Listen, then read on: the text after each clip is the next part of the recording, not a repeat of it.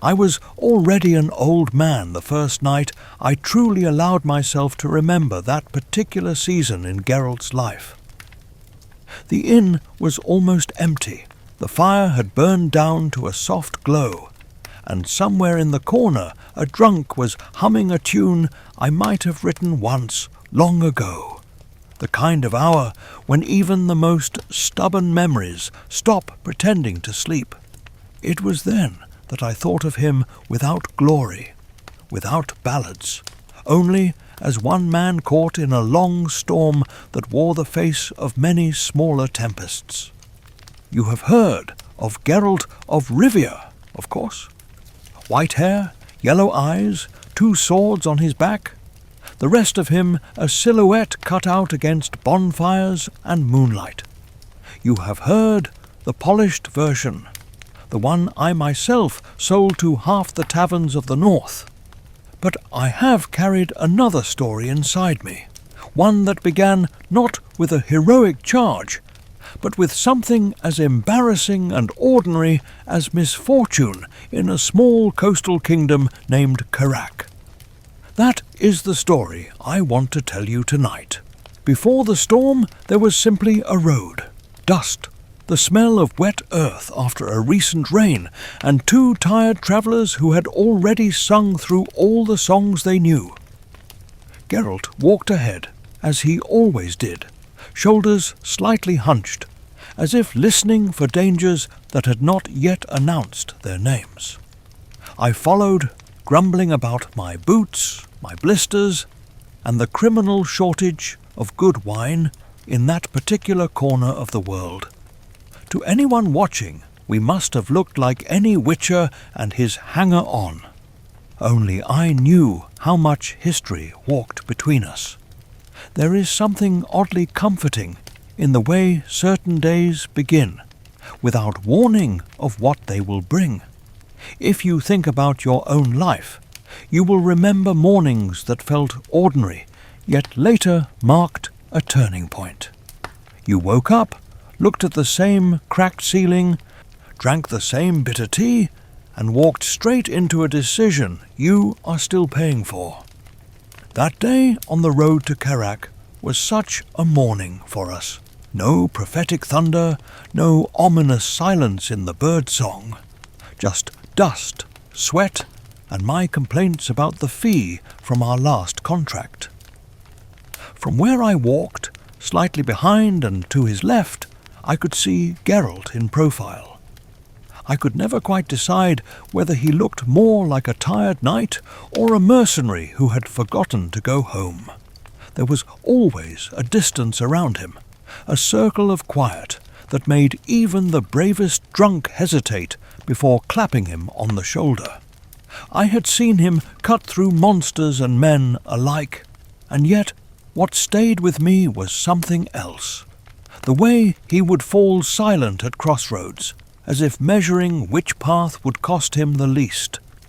The way his hand lingered on the hilt of a sword, not only out of habit, but out of something like reluctance.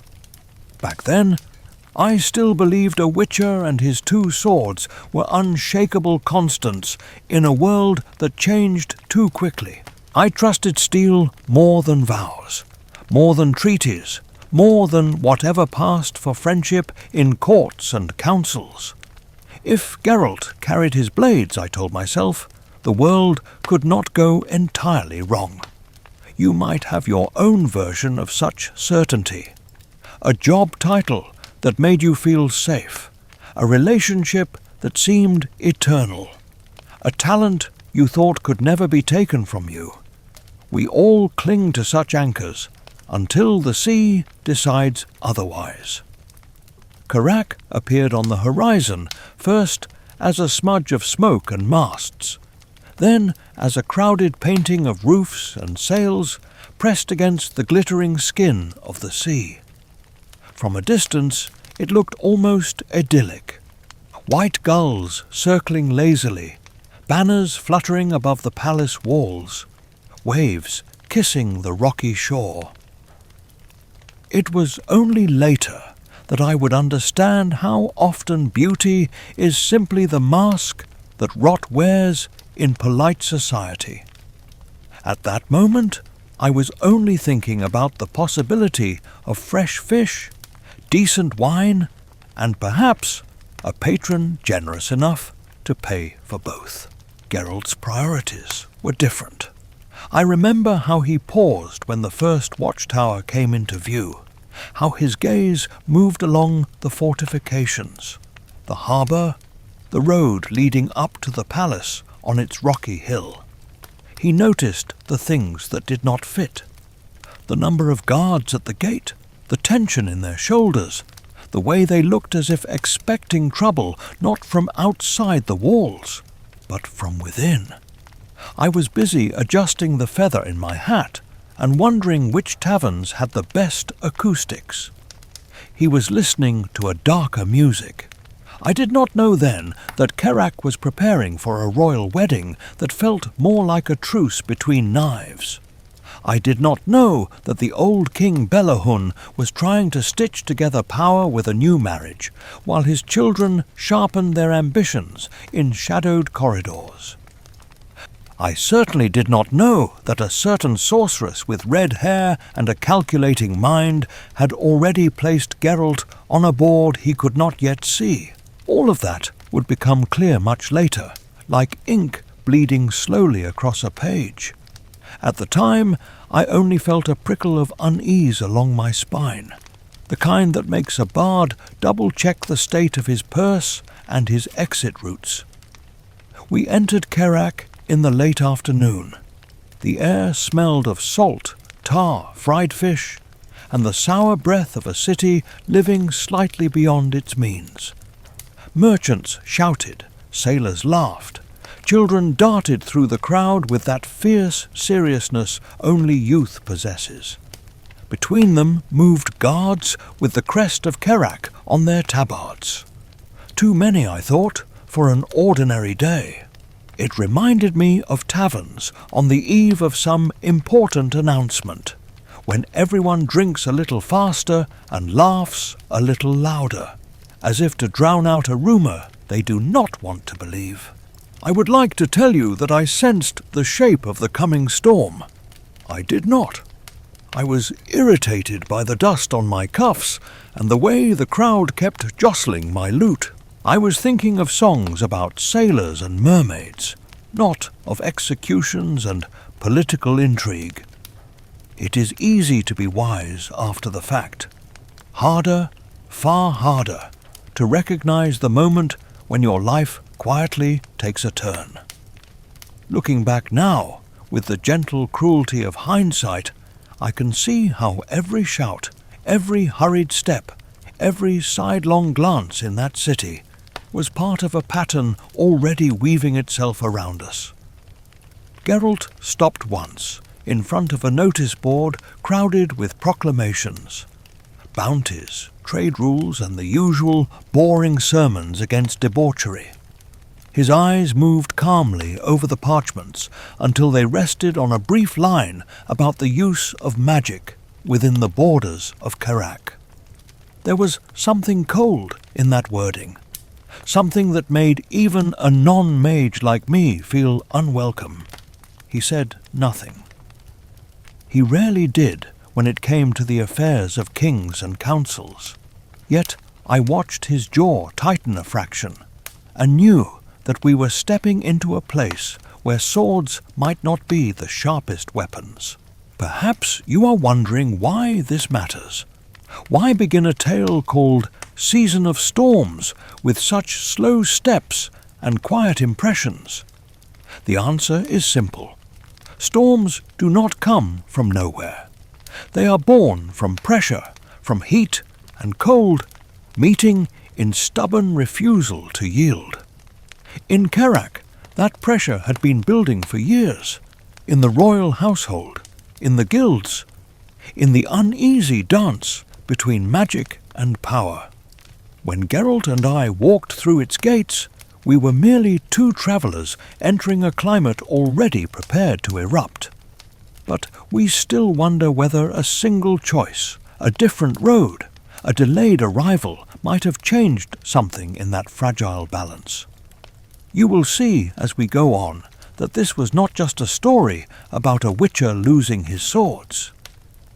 It was the season when many people in Kerak would lose things they had never expected to be taken from them. Titles, safety, illusions, even the right to think of themselves as the heroes of their own small tales. If you listen closely, you may find echoes of your own storms in theirs. For now, let us leave the road behind us and step fully into the city of Kerak, where a king is preparing to marry, a sorceress is preparing a game, and my dear friend Geralt of Rivia is walking unknowingly toward a prison cell that will strip him of more than steel. The first sign that something was wrong came, as it often does, in the form of a very polite request from a very unimportant man. We had barely found an inn where the beds did not crawl on their own when a city guard knocked on our door. He was young, his armor a little too big for him, his tone careful in that way people use when speaking to someone who frightens them. He informed Geralt that the local authorities required a brief conversation regarding his profession, his presence in Kerak, and a minor matter involving a beast that had recently troubled the nearby woods. For a moment I thought this might be a stroke of luck. A royal contract, even a small one, meant coin, perhaps even some useful connections at court. I had already begun to compose a few flattering lines about King Belohun and the brave guardians of Kerak. Geralt only grunted and began to buckle his belt. His movements were economical, almost lazy, yet I could see the familiar readiness beneath the calm. When you travel with a witcher, you learn to read the weight of their silence. We followed the guard through streets that grew steadily cleaner as we approached the administrative heart of the city. Market stalls gave way to stone buildings with precise windows, and the smell of fish surrendered to wax and ink. People here walked faster, spoke softer, and glanced over their shoulders more often. It was the district of those who write rules rather than obey them. If you have ever climbed the stairs of an office where decisions about your life are made by people who do not know your name, you will understand the taste in my mouth at that moment. Dry as dust and twice as bitter. The office of the municipal magistrate was a room lined with shelves of scrolls and ledgers. Behind a broad desk sat a man whose hair was thinning, but whose sense of importance was clearly intact. His robe bore the heraldic colours of Kerak, yet his eyes were those of a bookkeeper, counting not coins but favours. His name is of no real consequence. Men like him are almost interchangeable, whether they live in coastal kingdoms or modern bureaucracies. They all speak the same language of signatures and seals. He asked for Geralt's name, his place of origin, the nature of his profession. Each answer was written down carefully by a scribe whose quill scratched with the fervour of one who believes ink can tame the world. Then came the questions about licenses, about the Witcher Guild, about fees to be paid to the crown for practicing a dangerous trade within its borders. Geralt listened, eyes half-lidded, as if the whole conversation were a mild inconvenience. I shifted uneasily on my bench, sensing that this was one of those moments when the rules had been polished into a weapon. The magistrate spoke of a recent incident in the nearby forest. A creature had attacked travellers, leaving bodies torn and half-devoured. Geralt acknowledged he had heard the rumours on the road. That was enough. Papers were produced stating that any witcher operating in the region must first register at the city office, under penalty of fine or imprisonment. It was an elegant trap. Either Geralt admitted to accepting a contract without the proper ceremony, or he denied it and risked being accused of negligence should the beast strike again. In truth, he had not yet drawn his sword in those woods. The contract was still a rumour, a possibility, one more job in a life full of them. Yet I watched the magistrate's expression and saw that the facts mattered less than the opportunity they presented. Here was a witcher with 2 legendary swords, a man who stood apart from the ordinary order of things. For some, that alone is provocation enough. Power rarely tolerates anything it cannot file neatly into its own system. Then came the request that shattered the fragile, ordinary nature of the day. For reasons of public safety and proper procedure, the guard captain insisted that Geralt deposit his weapons in the city armory while the matter of licenses and obligations was examined.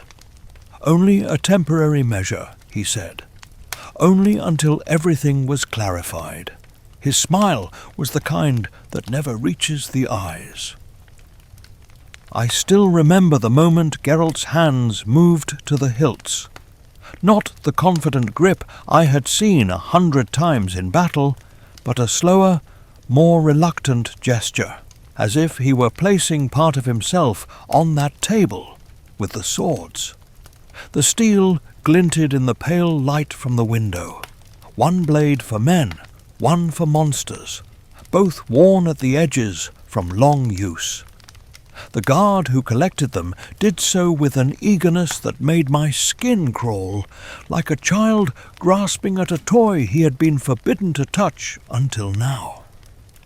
If you have ever had to surrender something that defined you, even briefly, you may recognize what passed between them. The uniform taken away at the end of service. The keys handed back after being dismissed. The favourite instrument locked in a pawn shop for lack of coin.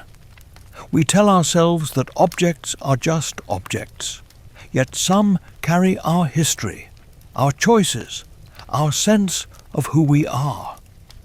Watching Geralt stand unarmed for the first time in years, I understood that this was not about steel alone.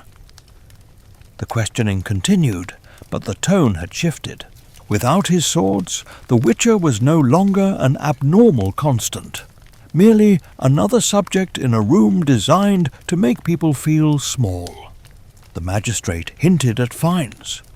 The guard captain hinted at a brief stay in the city cells until the matter was resolved. It all sounded so reasonable, so polite. That is how power prefers to move when it can. It is only later, when the door clanks shut and the key turns, that the courtesy reveals its true cost. I tried to intervene, of course. A joke here, a small song there, praise for the wisdom of Kerrak's laws, even an offer to entertain at some minor court function.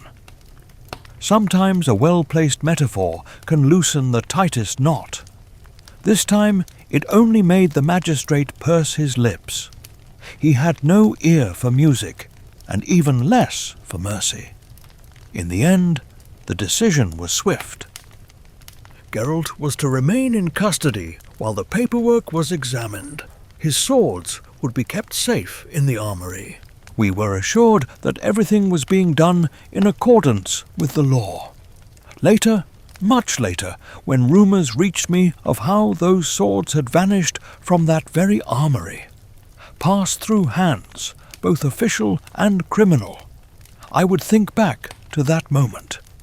The ink drying on the order, the guard leading Geralt away, the brief, almost apologetic glance the Witcher sent me before the door closed behind him. It was the first gust of the coming storm, and I, bard that I am, had been too busy choosing my words to feel the wind. You might say that Geralt should have resisted, should have refused to surrender his blades, should have fought his way out of that room. Perhaps.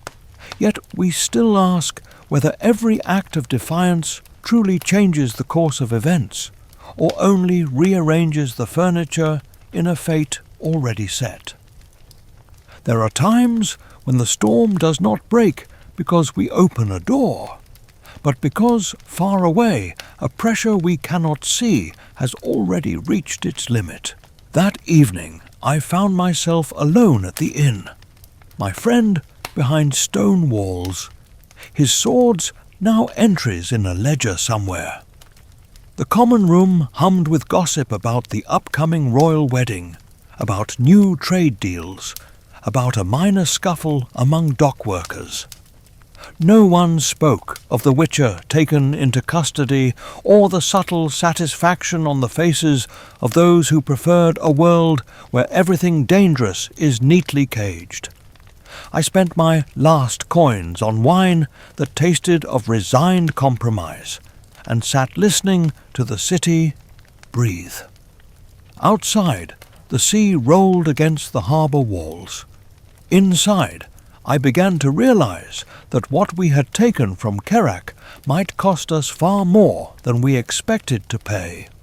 If you want to understand a storm, you must first learn the shape of the land it breaks upon. While Geralt sat behind the quiet cruelty of stone walls, I walked the streets of Kerak and began, almost against my will, to understand the little kingdom that had trapped him. It is easier to sing about empires and great battles, about kings whose names echo across maps. Yet the truth is that history loves these smaller places, the overlooked corners where ambition is not diminished, only concentrated. Kerak was one such corner. By day, the city lived by the rhythm of tides and coin. The harbour was a forest of masts, each sail a promise of goods and gossip from distant shores. Dock workers swore and laughed as they wrestled barrels and crates. Merchants shouted prices until their voices cracked. Sailors flocked to taverns that smelled of sweat and cheap ale. From the quay, the palace stood on its rocky hill like a careful afterthought, watching over the chaos below with a gaze made of stone and protocol. I wandered among warehouses and counting houses, chased tips, traded gossip, and measured the way people lowered their voices when the royal household was mentioned. King Bellohun, they said, had a taste for marriages that would make a banker proud. Each wife had brought a dowry, an alliance, a brief period of stability. Each had also left behind children whose claims to the future throne tangled like ropes in a careless knot. Now another wedding approached, another queen to be crowned, another set of calculations added to equations already too complex for comfort. In the markets, I heard the story repeated with minor variations. The fishmonger blamed the royal household for high tariffs. A spice seller praised Bellohun as a wise ruler while slipping an extra coin into a guardsman's hand. A wine merchant rolled his eyes and whispered that the new marriage was less about love and more about securing trade routes. Everyone had an opinion, yet beneath the chatter pulsed a single truth. The throne of Kerak was a chair with too many hands reaching for its back. If you have ever worked in a company where several heirs to a position circle each other with polite smiles and sharpened smiles in private, you know this atmosphere. Officially, there is unity. Unofficially, there are factions, whispered loyalties, unreadable glances across crowded rooms. Kerak was ruled by one king, yet in taverns and guild halls people already spoke of the princes as if betting on horses at a race not yet announced. In such a climate, even the presence of a witcher could be turned to someone's advantage, or used as a convenient sacrifice. I made my way uphill toward the better streets, where balconies wore flowers and guards wore boredom like a second helmet. From there, the city looked almost honest. White walls, neatly swept squares, the palace rising in careful stages of stone and glass. It was here that I first heard the name of the royal councillors and advisers who had the king's ear. Among them a title appeared more than once. Court sorceress, a certain red-haired woman whose talents were said to be as dazzling as her wit. Coral. I had met enough sorceresses to know that they rarely appeared by accident in royal courts.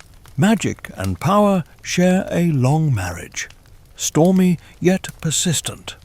If a sorceress stood near Belahun's throne, she did so because someone wanted her there and someone else feared her presence. The more I listened, the more I sensed that Geralt's convenient arrest, the sudden interest in licenses and weapons, the tightening of rules regarding magic, were all threads in a cloth I had not yet seen in full. At one point I found myself in a small square near the palace gates. A row of statues stood there, the stone likenesses of previous kings of Kerak. Their faces bore the confident calm of men who believed their decisions would stand forever. Pigeons disagreed and had decorated them accordingly. I stopped and stared, wondering which of Belahun's sons would one day join this solemn row, and at what price. Power always demands payment, though rarely from those who signed the first agreement. Often the bill arrives at the tables of the innocent instead. Perhaps you have seen this in your own world, when decisions made far above your head still reach down to rearrange your days. As the afternoon lengthened, I visited taverns near the harbour and listened. Bards live as much on information as they do on applause. In the murmur of sailors and minor officials, a pattern began to emerge. One prince favoured the merchant guilds, another courted the guard captains, a third was rumoured to be dangerously close to certain criminal circles. Each had his own supporters among the city's elites. Each watched the upcoming royal wedding with narrowed eyes, calculating what the arrival of a new queen would mean for his chances. Geralt did not belong to any of these circles. He was a stranger with two extraordinary swords who had walked into a city that needed symbols. To the guard captain, he was a potential threat and an easy example. To certain officials, he was a useful distraction. To the unknown hands moving pieces behind palace walls, he might be either a tool or an obstacle, depending on how he could be steered. I began to suspect that his arrest had as little to do with licenses and beasts in the forest as an audit has to do with genuine curiosity about your receipts. The stated reason is only the most polite one. That evening I secured an audience with a minor court functionary, a man whose authority extended over entertainment at royal events. He had the smug air of someone who believes taste is a form of power. I flattered him shamelessly, offered new songs for the wedding feast, and slowly brought the conversation around to the subject of the witcher in the city cells. He laughed, that short, nervous laugh of men who enjoy seeing others in cages, yet fear being seen enjoying it. "What harm can there be in holding a wanderer for a few days?" he said. "The king must show that law applies to everyone. It reassures the citizens. Besides, the sorceress will no doubt have her own opinion. She is interested in such curiosities." His eyes gleamed slightly at the mention of her, not with affection, but with the uneasy admiration of a courtier who has watched a spell turn a council meeting in a new direction. It was the first clear sign that Coral's influence flowed through the veins of this palace. A woman who advised the king could easily whisper a suggestion into the matter of a witcher. Perhaps she wanted to study him. Perhaps she needed him kept still while other plans unfolded. Perhaps she simply disliked loose pieces on the board. Magic does not make people less human. It only sharpens their desires and offers them new tools. In that sense, sorcerers and kings are not so different from ambitious managers in your world. Only their stages are grander and their mistakes more deadly. Night fell over Kerak, and the city's true face emerged in the glow of lamps and the shadow of alleyways. From the harbour rose the sound of drunken songs and arguments over dice. From the palace came the muffled echo of music and rehearsal for the wedding feast. Between these two worlds walked the ordinary people, trying not to be crushed when the interests of docks and throne collided. I returned to the inn with pockets no heavier, but thoughts considerably more burdened. Geralt was still in his cell. His swords were still in the armoury. The royal household continued to spin around its own concerns, barely aware that it had drawn into its orbit a man who might yet change the course of its little history. I thought of him there in the darkness, and of the bright, gilded hall being prepared for vows and celebrations. Two worlds only a few streets apart, yet separated by the cold logic of power. We like to believe that justice is blind, and that merit will be recognized in time. Yet we still wonder whether, in cities like Kerak and in the places you know best, the scales do not quietly tip toward those who already hold the weights. A witcher without swords, a singer without coin, a dock worker without guild protection. Each stands alone before a system that smiles politely while rearranging their lives to fit its own needs. That night, as I lay awake listening to the creak of beams and the distant rhythm of waves, I felt the first real certainty that this was not a simple misfortune, soon to be forgotten. Something in Kerak was nearing its breaking point. The royal wedding, the princes, the court sorceress, the sudden interest in witches and magic. All of it was part of a pressure building under the surface. When it finally broke, it would not only be Geralt who paid the price. The storm was already forming, even if the sky above the sleeping city remained clear and full of indifferent stars. Morning in Kerak arrived with the pale light of a sea kingdom and the stubborn chill of stone. I went to the city prison as soon as I could bribe someone to tell me where it was. The building squatted near the lower walls, neither grand enough to be part of official tours, nor shabby enough to be entirely forgotten. It looked like what it was meant to be, a place where people waited while decisions about their lives were made elsewhere over wine and ink. Inside, the air smelled of damp straw and old iron. A guard with a face like a bored milestone listened to my request for a visit, weighed the coins in his hand, then suddenly discovered a charitable streak in his nature. I was led down a corridor lined with narrow doors, each one a punctuation mark at the end of someone's story. When we reached Geralt's cell, the guard stepped aside with a shrug that suggested he saw witches every day. He did not.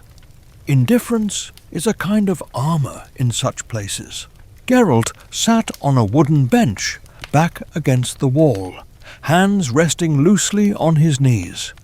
He looked almost peaceful, as if this were just another waiting room in a long journey. Only the absence of steel at his side betrayed the unnaturalness of the situation. I had seen him in worse places, on battlefields and in swamps that reeked of death. Yet something about that cell made my throat tighten. Bars have a way of shrinking even the largest men. I tried to lighten the air with a joke about municipal hospitality. He gave me the faintest shadow of a smile, the kind that appears for friendship's sake rather than genuine amusement. Then he asked in that level tone of his what I had discovered. I told him about the royal wedding, the tension among the princes, the whispers about coral, and the sudden interest in regulations concerning magic and dangerous trades. He listened without interrupting, eyes half closed, as if painting the pattern inside his head. The guard kept a discreet distance, yet we both knew he could hear much of what we said. So we spoke in a language of hints. I asked whether he thought this was merely a question of licenses. He replied that beasts are easier to understand than men with small seals and large ambitions. I asked if he had heard the name of the court sorceress. He said softly that where there is a throne, there is usually a mage nearby, ready to advise. Some storms, he added, do not need clouds to begin forming. It was his way of saying he suspected spellcasters in this game. As I left the prison, the city seemed changed, though nothing visible had moved. It is a strange feeling, knowing a friend is locked up while the world walks past in its usual hurry. The market still bustled, the harbour still roared, the palace still glittered in the distance. Yet every sound seemed off-key, as if a string had snapped inside the day. Perhaps you know that sensation. When you go to work, buy bread, answer messages, yet somewhere a hospital room or a courtroom holds someone you care about. Ordinary life continues, but the colours lose some of their confidence. That afternoon, fortune arrived in the form of a summons. A polite note, sealed with the palace emblem, invited the bard Dandelion to provide musical entertainment at a private gathering in one of the upper halls. Payment promised, wine included. Under other circumstances, I might have danced on the spot. This time, I only smoothed my coat and thought of doors that open on condition you agree not to look behind others. The hall was modest by royal standards, which is to say it was large enough to make any commoner feel smaller than he already believed himself to be. Tapestries showed scenes of heroic naval victories. Candles burned in silver stands, their light pooling on polished floors. A handful of courtiers stood in little islands of conversation, drifting gently around a centre they did not name but all acknowledged. At that centre stood Coral. You must understand that sorceresses rarely resemble the frightening crones of peasant tales. Coral was a woman in the full confidence of her power. Her hair fell in a red wave over shoulders draped in fabric that managed to look both simple and impossibly expensive.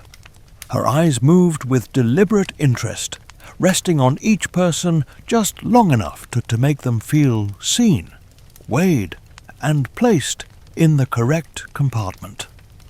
When she turned that gaze on me, I felt like a song she had already read the ending of. She greeted me by name, not the name printed on any invitation, but the one that travels in the mouths of innkeepers and minor nobles who owe their moments of glory to a catchy chorus. She praised a ballad I had once written about Geralt, quoted a line with precise intonation, then asked after my friend with a casualness that rang like crystal. It was clear that she knew he was in the city, and just as clear that she knew where he was spending his nights. We spoke of music first. That is the polite outer layer in such situations. Then the talk slid, smooth as oil, to the subject of witches. Coral's questions were gentle, but they pressed. How did Geralt think about contracts? How strict was he in keeping his word? Did he understand the politics of courts? Would he accept help from those who moved in different circles if that help came with expectations attached? I answered as honestly as I dared, which is to say, I lied only where the truth might have drawn blood. At one point, she mentioned the beast in the forest near Kerak, the one whose attacks had provided such a convenient pretext for all this bureaucratic enthusiasm. Her tone changed slightly. There was more at stake than frightened travellers and torn bodies. Certain magical disturbances had been reported. Certain experiments conducted by colleagues in distant towers made the forest a matter of interest not only to the Crown, but to those who monitored the ebb and flow of arcane forces. Later, I would learn more of those experiments, of the gatherings of mages at places like Risberg, where theories are tested and ethics sometimes arrive late to their own debates. At that moment, I knew only this. Coral wanted Geralt free, but not so that he might simply reclaim his swords and leave. She wanted him released under her conditions, bound to a task that touched both the safety of Kerak and the interests of the magical community. The cell had been a pause. What she planned was a direction. The decision was made with the ease of someone used to rearranging lives. A word here, a suggestion there, a brief private conversation with a royal advisor. In the space of an evening, the fate of my friend shifted. Papers would be adjusted, the matter of licenses reinterpreted, the guard captain given a new understanding of his responsibilities. Geralt would walk out of his cell, yet the invisible bars might only move further from his sight. Power often works that way. It opens one door while quietly closing another. You might recognize this pattern from a different world. A manager offers to pull strings to fix a problem at work, on the condition that you join a new project. A landlord forgives a late payment, but hints that future favors will be remembered. Freedom is granted, yet a subtle weight is placed on your shoulders, light enough not to crush, heavy enough never to forget. We still wonder whether such bargains truly rescue us, or simply write our names in a ledger we did not know we had signed. When I left the palace that night, the air felt charged. The harbour below was a scatter of lights and reflected stars. Music drifted faintly from other halls where rehearsals for the royal wedding continued. Somewhere in the city prison, a guard was being informed that his most unusual prisoner would soon no longer be his concern. Somewhere in the armory, 2 swords lay in darkness, waiting to be moved again. This time not by petty clerks, but by hands following a sorceress's design. I walked back to the inn with the uneasy knowledge that the next time I saw Geralt, he would be standing not as a free wanderer, but as a piece briefly spared in a game he had not chosen. Yet there was another truth beneath that. Coral, for all her calculations, was not a simple villain in a cheap tale. She too moved within structures older and less forgiving than any one kingdom. She too had storms to navigate, councils to appease, dangers to anticipate. The city slept, or pretended to. The palace shone like a promise above streets where sailors stumbled and children curled around their dreams. In a small room at the inn, I unstrapped my lute and stared at it for a long time. Music has always been my way of claiming a little control over chaos. Yet even I knew that the melody now forming in Kerak could not be led entirely by any one hand. The first meeting between Geralt and Coral was still ahead of us, and with it the next gust of wind in a season already stirring. News of Geralt's impending release reached me the next morning in the form of a yawning guard who clearly felt this development was an unnecessary complication in his otherwise quiet life.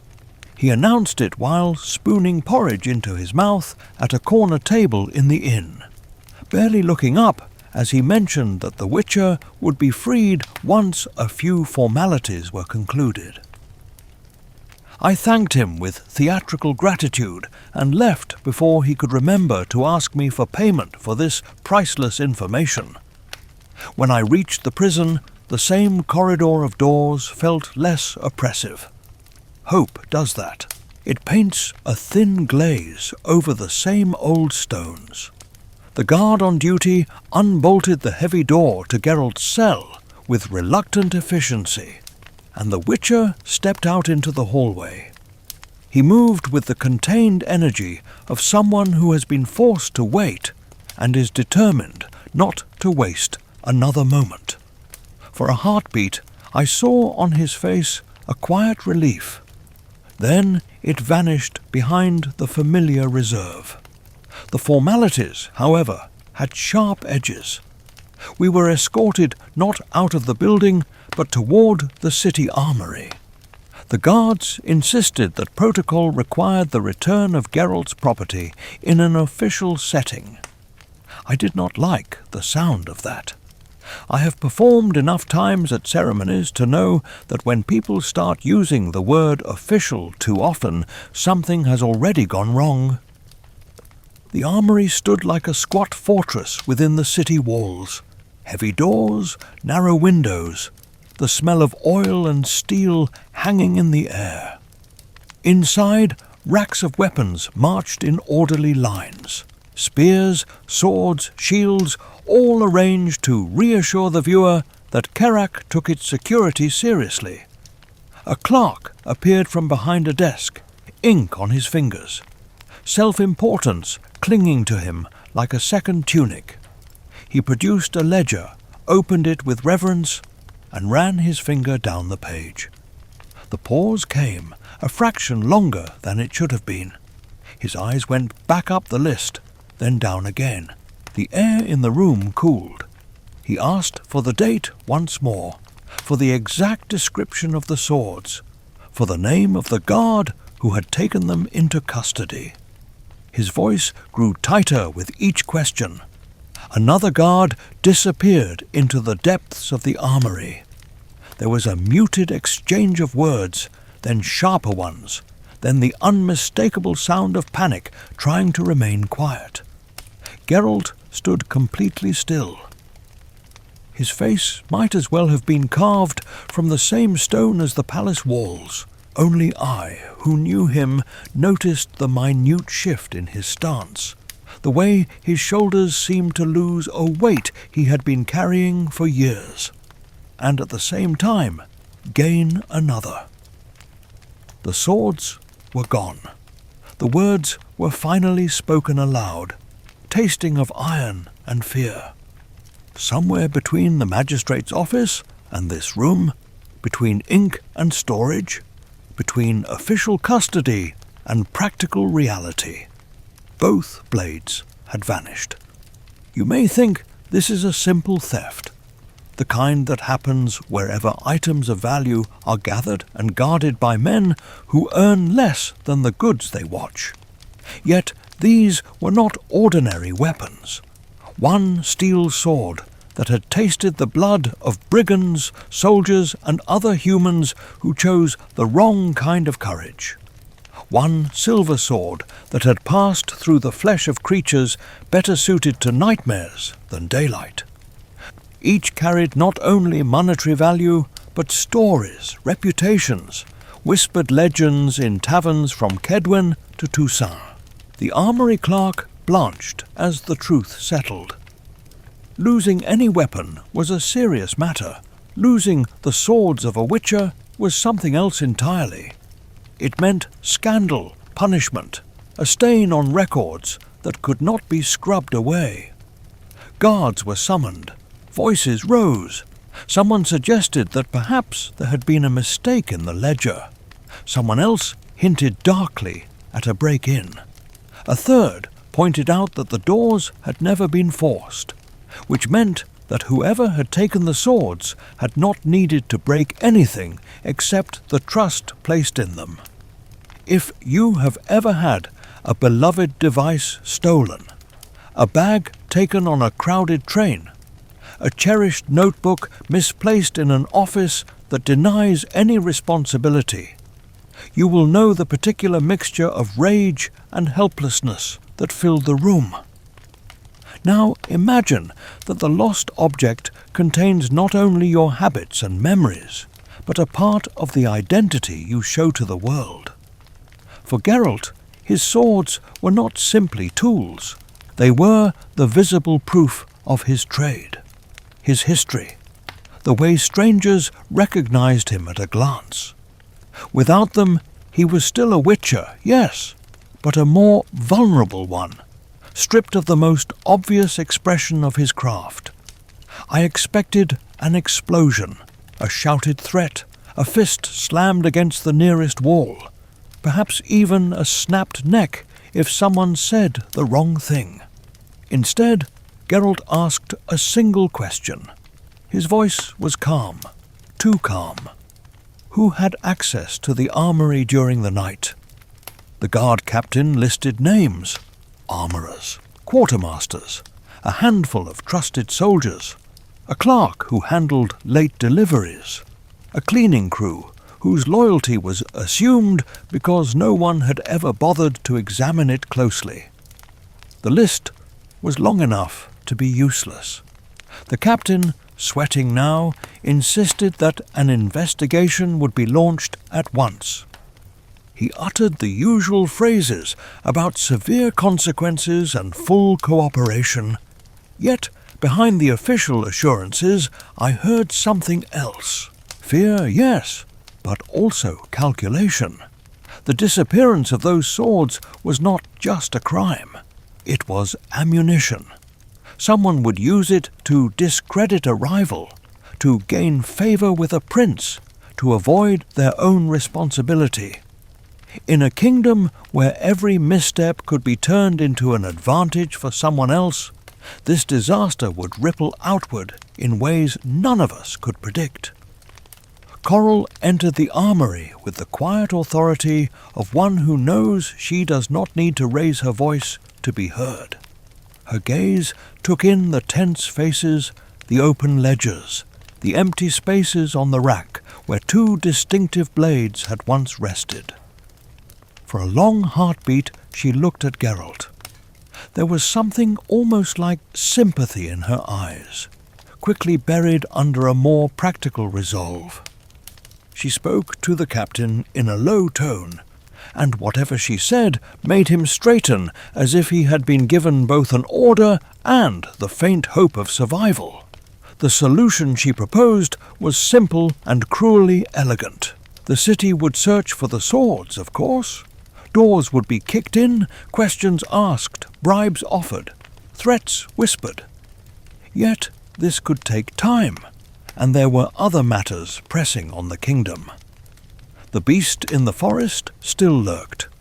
Disturbances in magic still needed to be investigated.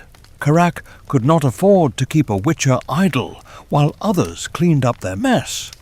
She suggested that Geralt be supplied with temporary weapons and sent to deal with the creature, under a contract that bound him to Karak and to her oversight until the matter was resolved.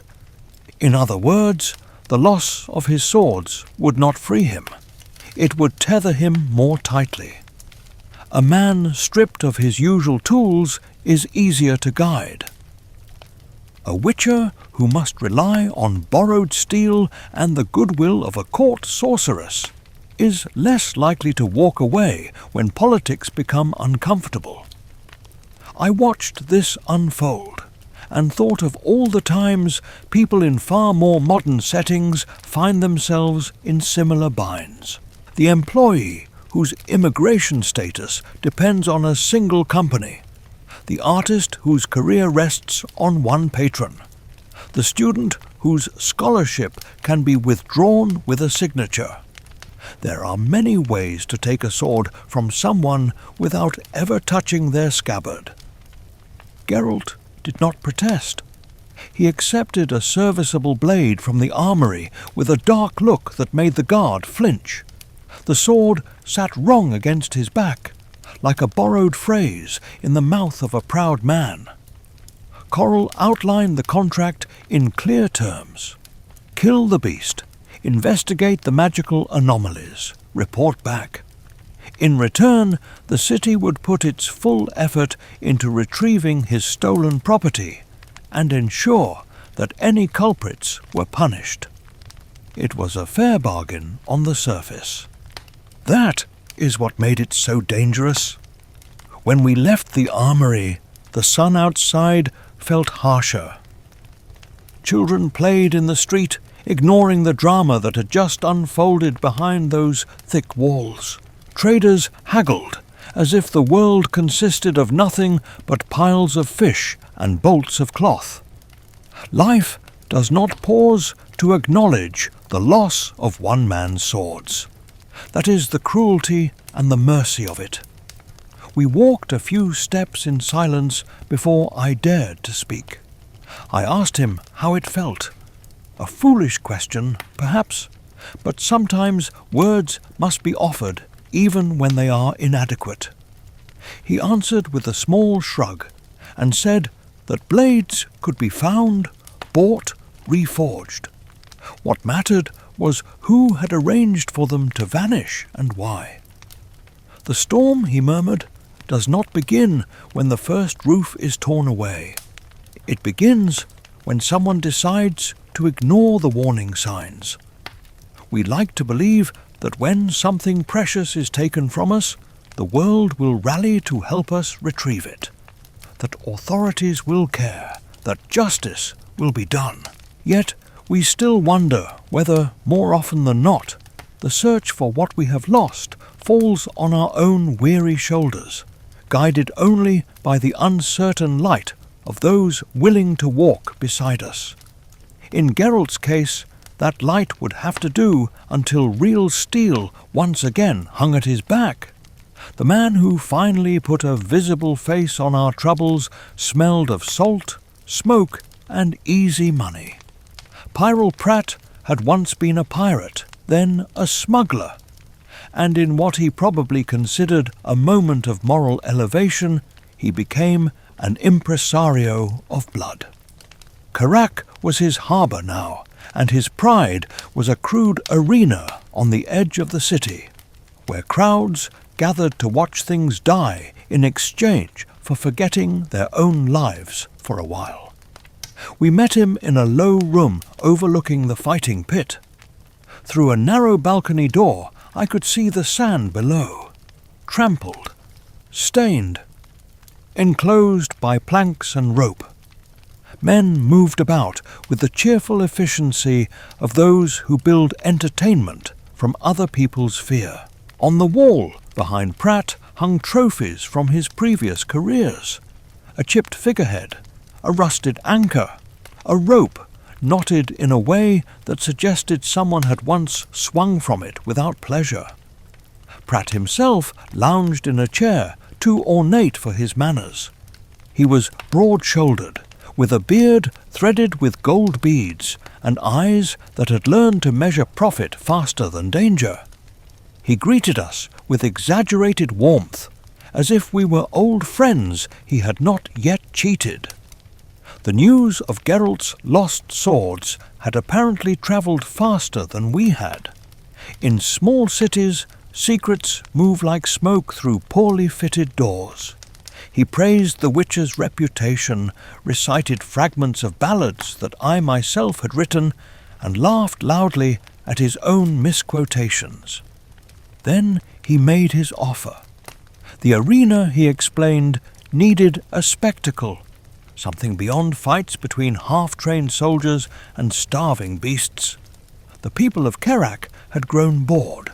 A witcher in the pit, facing a monster no ordinary man could hope to kill, would be an event that might feed his coffers and his legend for an entire season. Geralt listened in silence. I protested loudly on his behalf. Witchers were monster hunters, not circus performers. Their contracts were with frightened villagers and desperate towns, not men who sold seats in wooden stands. Pratt smiled and shrugged. The forest beast we had been hired to track had a cousin, he said, or perhaps a sibling, a younger specimen, captured at great risk by men in his employ. It waited now in the arena's underground cages. Kill it there, before witnesses, and Geralt would not only satisfy the demands of Kerak, but regain a measure of leverage. It was a monstrous suggestion, and yet there was a terrible logic to it. The royal court needed the creature slain. Pratt wanted a spectacle. Coral wanted the Witcher to test the strange magical traces that seemed to cling to these beasts. They had all found the same solution, each for their own purposes. In a different life, under brighter banners, such coordination would be praised as effective governance. Here it felt like being pushed toward a cliff, while everyone assured us they were only interested in the view. We walked along the outer ring of the arena as preparations began. Workers hammered loose planks back into place. Vendors set up stands where they would later sell meat, ale, and the illusion that death is less frightening when watched in company. The air smelled of sawdust, sweat, and old fear. I had sung in countless taverns, but there was a particular hunger in the eyes of people who came to watch others fight for their lives. Geralt stood at the edge of the pit, looking down at the hard, packed sand. He rolled his shoulders, testing the unfamiliar balance of the borrowed sword across his back. I asked him if he was afraid. He answered with the quiet honesty that made him impossible to turn into a simple hero. "Yes," he said, "only fools and drunkards ignore fear. The trick is knowing when it tells the truth and when it lies." As the sun began to sink, the stands filled. Sailors, dock workers, minor officials looking for excitement they could not find in ledgers, even a few nobles who had come wrapped in discreet cloaks, so they could pretend later they had been elsewhere. Music played as the crowd settled, a crude drum rhythm that tried to imitate the heartbeat of something larger than all of us. I was offered a place near Pratt's balcony, close enough to feel his anticipation pressing against the wooden rail. Below, heavy gates creaked open. From the shadowed tunnel emerged the creature that Pratt had promised. The Vigilosaur, he called it, with the flair of a man naming a new brand of wine. It was a mass of scaled muscle and bone, 4 limbs ending in claws that scratched furrows into the sand.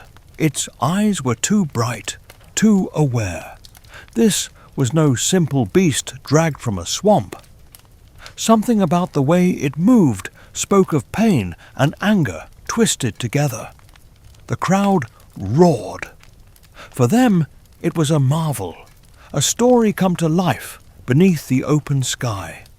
For me, it was a reminder of all the times human curiosity had reached beyond its grasp, and then sought to hide the consequences. I thought of laboratories in distant towers, of mages trading theories, of agreements made between those who believe that knowledge excuses much. I also thought of endless modern amusements in which people sit safely while others struggle for entertainment. The costumes change, but the hunger is the same. Geralt stepped through the opposite gate, alone. No shield, no silver, only his borrowed blade and the peculiar stillness he carried into battle. The arena trembled with the force of the shouting. Somewhere above, I heard coins changing hands as bets were placed loudly and bravely. It is always easier to wager on someone else's skin. If you have ever watched a colleague thrown into an impossible project while managers cheer their initiative, you know the same impulse in quieter clothes. The fight that followed could fill an entire ballad on its own. The Vigilosaur lunged with astonishing speed, claws flashing, jaws snapping. Geralt met it with short, decisive movements, always a breath away from being crushed. Sand flew under their feet, blood darkened the ground, though at first it was mostly the beasts, cut by steel into long, ugly lines. At one point, its tail caught him across the chest, and I saw him stagger, breath knocked from his lungs. The crowd screamed, not from compassion, but from the joy of being present at a moment that might become story. Yet there was something wrong. As the minutes passed, the beast moved with increasing fury, but also with a kind of confusion. As if torn between instincts, it hesitated at invisible lines in the sand, recoiled from gestures that should not have disturbed it. Geralt noticed. I saw him change his stance, shift his rhythm, as if adjusting not to a wild animal, but to a creature whose very nature had been altered by forces beyond it. Later, in quiet conversation, he would mention traces of spells on its hide, echoes of ritual in the way it reacted to certain signs. In the end, he killed it. There was nothing poetic about it. A feint, a pivot, the sword driven deep between scales where a heartbeat pulsed. The Vigilosaur convulsed, shuddered, and collapsed in a cloud of dust. The stands erupted. People leapt to their feet, shouting his name, my songs. Crude praises for Pratt's genius in arranging such a show. Coins rained down onto the sand, offerings thrown toward the idea of victory, more than to the man who had earned it. Geralt stood over the corpse, chest heaving slightly, eyes scanning the crowd with a gaze that did not ask for admiration. For a moment, just a heartbeat. I thought he looked more tired than triumphant. Then he bent, placed a hand briefly on the creature's cooling flank, and turned away. That small gesture, almost invisible from the stands, stayed with me. It was a witcher's acknowledgement of a life ended, even one twisted by human meddling. Pratt greeted him with all the enthusiasm of a man who has just minted a mountain of coin. Promises spilled from his mouth. Higher fees, more fights, a season of shows that would make the arena the envy of every port on the coast. Geralt listened with the flat attention one reserves for a buzzing insect. Coral, who had watched from a more discreet position, approached with different concerns. She asked about the way the beast had moved, about any signs that its creation or capture had involved forbidden techniques. Her interest was sharp and clinical, like a scalpel. As the arena emptied and dusk settled over Kerak, I felt the echo of the crowd's excitement fading into something hollow. We had slain a monster and entertained a city, yet the questions remained. Who had first brought such creatures into being? Why had their presence in the forest coincided so precisely with tensions at court? What quiet agreements bound men like Pratt to those who claimed to work in the name of knowledge and order? We like to tell ourselves that monsters are things with claws and fangs, easily recognized and safely kept at a distance. Yet we still wonder whether the real dangers are born when curiosity, greed, and fear shake hands in the half-light, agreeing to call their creations necessary. On that evening in Kerak, as the smell of blood slowly drifted away on the sea breeze, I could not shake the feeling that the Vigilosaur was not the true threat. It was only the first shape the coming storm had chosen to wear. The day after the arena, the city of Kerak moved as if nothing had changed. Fish were gutted on the quay, bales were weighed, cloth was measured and cut. Only we walked through its streets with the memory of the beast still clinging to our thoughts like a stubborn scent. Geralt said little. That was not unusual. Yet there was a new edge to his silence, as if he had seen something in the creature's eyes that disturbed him more than its claws. Coral came to us with travel on her lips. Not a grand departure with trumpets and banners, but a discreet arrangement made through servants and quiet messengers. There were disturbances to investigate, she said, traces in the forest that matched rumours from places better known to the magical community. The word Resberg appeared then, a name for a tower and a circle of mages who gathered there to test theories that did not always remain obedient. I had heard of Risberg in songs that praised the wisdom of the northern kingdoms. It was said to be a place of conferences and colloquia, learned men and women arguing politely about matters beyond the understanding of the average tavern.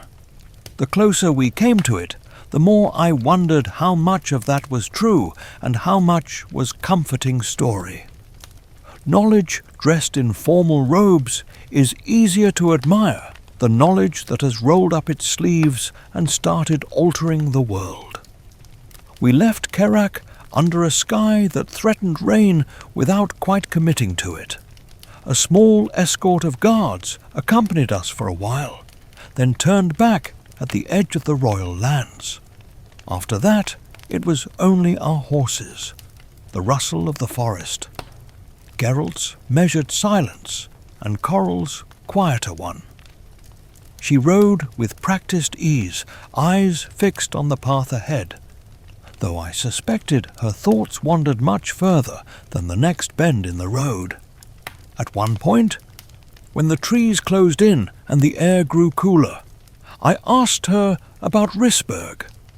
Not the official description, but what it truly was. She considered me for a moment, weighing how much a bard should know. Finally, she said that it was a place where mages tried to anticipate disaster by studying dangers before they arose. A noble project, if you believed the founding charters. In practice, it meant they often flirted with the very forces they claimed to be guarding against. Geralt remarked that this sounded familiar. Witches, after all, were not born from gentle intentions. They too had been created by men who believed they could shape monsters and magic into something useful. Coral acknowledged this with a small nod. There was a kinship, she said, between towers like Risberg and figures like the man riding beside her. Both were the result of experiments someone had once justified in the name of the greater good. After a time, the conversation faded. The forest pressed around us, dense and watchful. Here and there we saw signs of disturbance, trees marked by strange burns, patches of ground where nothing grew, the faint smell of something chemical and wrong beneath the normal sense of leaf and earth.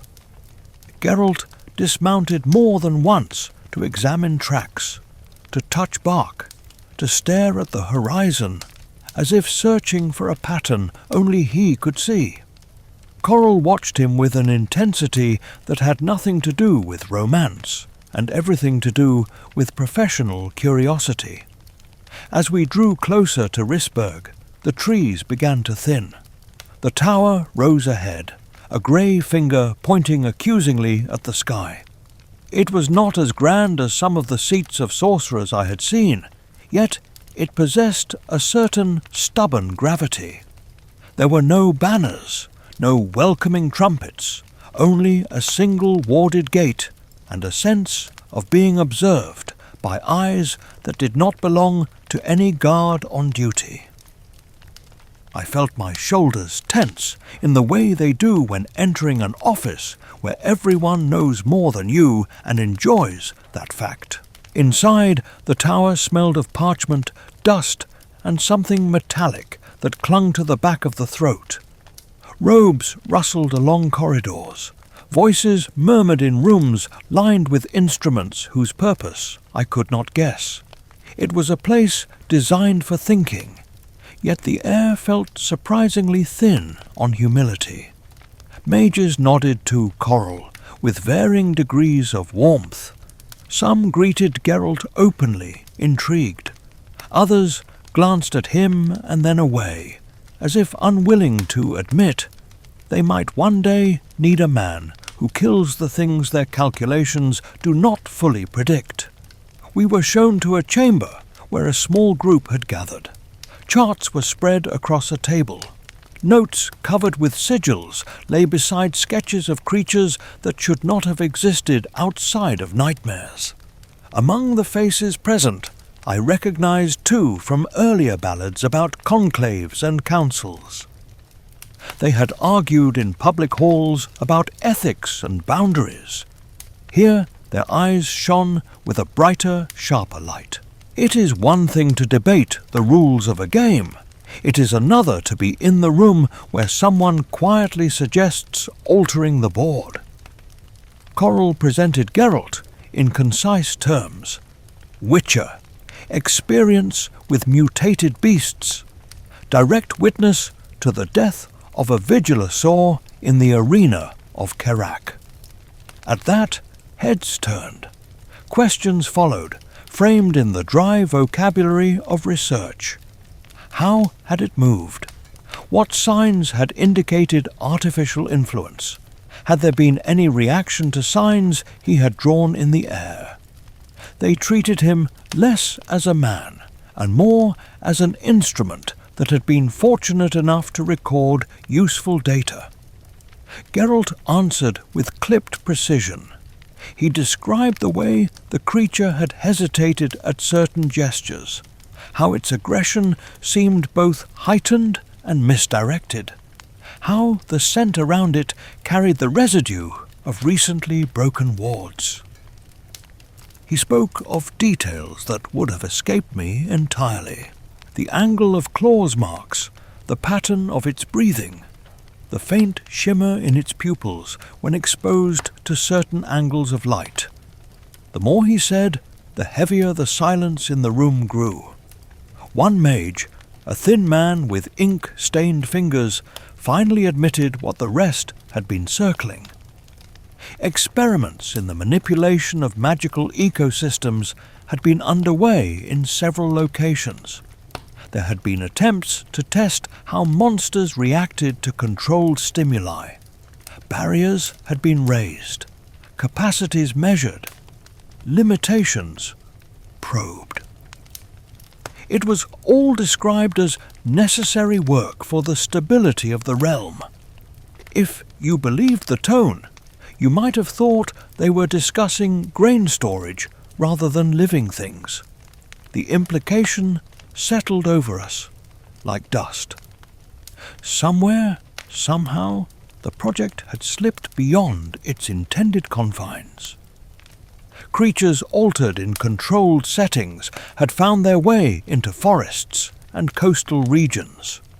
Or perhaps someone had deliberately moved them, seeking profit or leverage. There were gaps in the story that no one seemed eager to fill. Risberg had become not merely a place of study, but a source of unintended consequences. The Vigilosaur in Kerak's arena might well have been only one symptom of a wider sickness. I felt a bitter amusement rise in me. Here we were, inside a tower dedicated to understanding magic, listening to men and women who prided themselves on foresight, admit they had underestimated their own creations. It reminded me of scholars who invent new forms of communication and then express surprise when their ideas are misused by those with less noble goals. Or companies that build systems they claim will connect people, only to watch them amplify shouting and fear. The patterns repeat, even when the tools change. Coral's face hardened as the discussion continued. She asked pointed questions about oversight, about who had authorized what, about the lines that had been drawn and then quietly stepped over. There was tension between her and some of the Risberg circle that went beyond professional disagreement. Old arguments, perhaps, about how far one can go when chasing the promise of control. Mages, like kings and merchants, often tell themselves the storm will obey them if they are clever enough. In the end, a plan was shaped. Geralt would travel again into the troubled forest, this time armed not only with steel, but with symbols and instructions designed to test how deeply the interference had seeped. Coral would accompany him for part of the way, maintaining a tenuous link to the tower. Risberg, having admitted its involvement, now sought to use the Witcher as both remedy and reconnaissance. They were quick to speak of responsibility, slower to assign personal blame. As we left the chamber, I walked a little behind the others, my mind turning slow circles. I thought of the villagers who had simply wanted to cross roads without being torn apart. I thought of the arena crowd who had cheered at a battle without understanding it was staged on foundations of uneasy magic.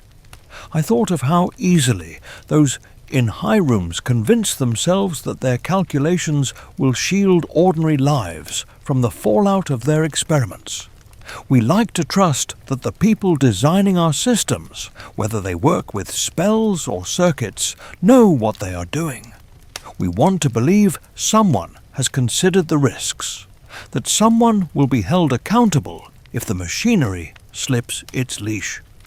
Yet we still wonder whether, in towers like Risberg and in laboratories made of glass and light in your own time, the desire to push a little further is stronger than the voice that whispers enough. We left Risberg with more questions than answers, which is often the only souvenir one receives from houses of learning. The tower sank behind the trees, yet its shadow rode with us. Coral was quiet, lips tight, eyes on a distance I could not see. Geralt rode in his usual way, loose in the saddle, but sometimes his gaze drifted toward the forest, as if he expected another warped creature to step out and test his borrowed steel. Instead of returning straight to the harbour, we turned up a side road that climbed above Kerak. Coral's residence waited there, halfway between palace and sea, close enough for duty, far enough for solitude. From the road it looked modest, white walls and red tiles among dark cypresses. Only when we passed the gate did I feel the soft push of wards on my skin, discreet and firm like a polite guard who never sleeps. Mosaic opened the door, dark hair braided tight, sleeves rolled. She carried authority not in jewels, but in the set of her shoulders. She greeted Coral with calm respect, glanced at Geralt with open curiosity, then turned to me with a quick, amused look that said she knew at least one of my songs. Without fuss, she took our cloaks and coaxed the house into wakefulness. Inside, Coral's home was all clean lines and chosen objects. Books, instruments, lenses, a few shells that caught the sea light. No clutter, no portraits of patrons, only things that served purpose, whether practical or private. It was not the lair of a schemer from tavern tales, but the workshop of someone who has spent a lifetime deciding which parts of herself the world may touch. Geralt received a guest room that looked out over the water, bare yet comfortable. Mine was smaller and closer to the kitchen. Mosaic moved between our rooms with practiced ease.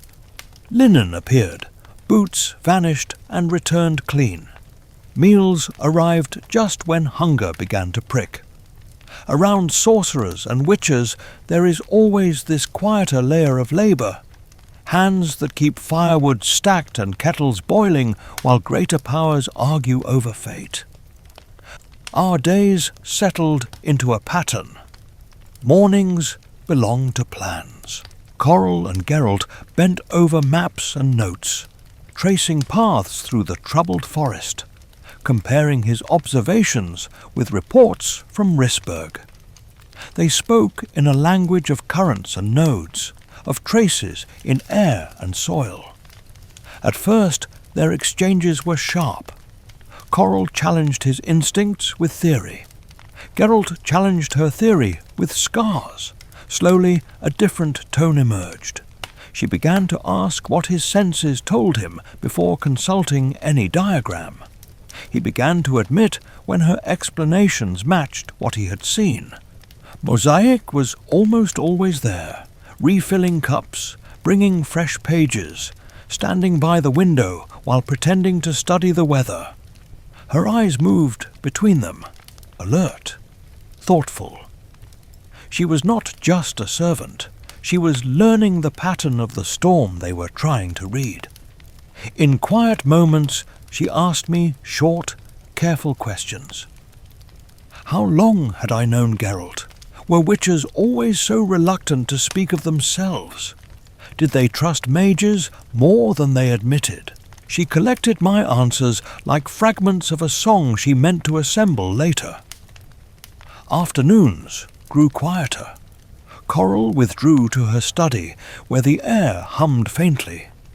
Geralt sat on the terrace or in the courtyard, drawing the whetstone along the borrowed blade. Now and then his hand would pause on the hilt, as if his body remembered weight and balance that this stranger of a sword could not offer. I played scales, hummed unfinished lines, tried to pretend I was only a visitor, not a man watching a friend walk deeper into someone else's design. Evenings in Coral's house belonged to a different kind of magic. Work paused. A bottle appeared. Lamps turned the main room warm. Coral loosened her hair, and that alone changed the air. Geralt sat less like a man about to be summoned. They spoke then not of counsels, but of journeys and choices. Coral told of a first posting in a minor court by the sea, of a spell that had gone perfectly, and left her sleepless with the weight of what she had done. Geralt answered with a story of a village that had begged him to kill a monster, only for him to find that the true danger wore a human face. In those hours something rare took shape. Not the loud passion that fills tavern tales, but a slower intimacy built from honesty and fatigue. Coral allowed the cracks in her certainty to show. Geralt admitted that his code did not always supply clear answers. When she confessed that the mages of Risberg had misjudged their control, he did not gloat. When he spoke of contracts he regretted she did not offer easy absolution. It was like listening to two veterans compare scars they had never shown to anyone still innocent of battle. And Mosaic, always near. She poured wine, trimmed wicks, cleared plates. She laughed at my jokes, shook her head at my embellishments. Yet I saw how her gaze lingered on Coral and Geralt when they bent their heads close over the table, speaking too softly for me to catch the words. There was no spite in her, but there was a sharp watchfulness. She had given years to this house and to the woman who ruled it. Now another presence had stepped into the innermost circle, and each small change in gravity tugged at her in ways she did not name. One night I stepped onto the terrace and found her already there, leaning on the low stone wall, the sea a dark sheet below. Light spilled from the windows behind us, carrying the murmur of voices. For a time we listened to the waves. Then she asked whether men like Geralt always left as abruptly as they arrived. I said yes, most do, because the road is their only constant. Yet they leave traces behind them. In stories, of course, but more stubbornly in the habits and hopes of those who have shared their days for a while. She smiled at that, though her eyes shone.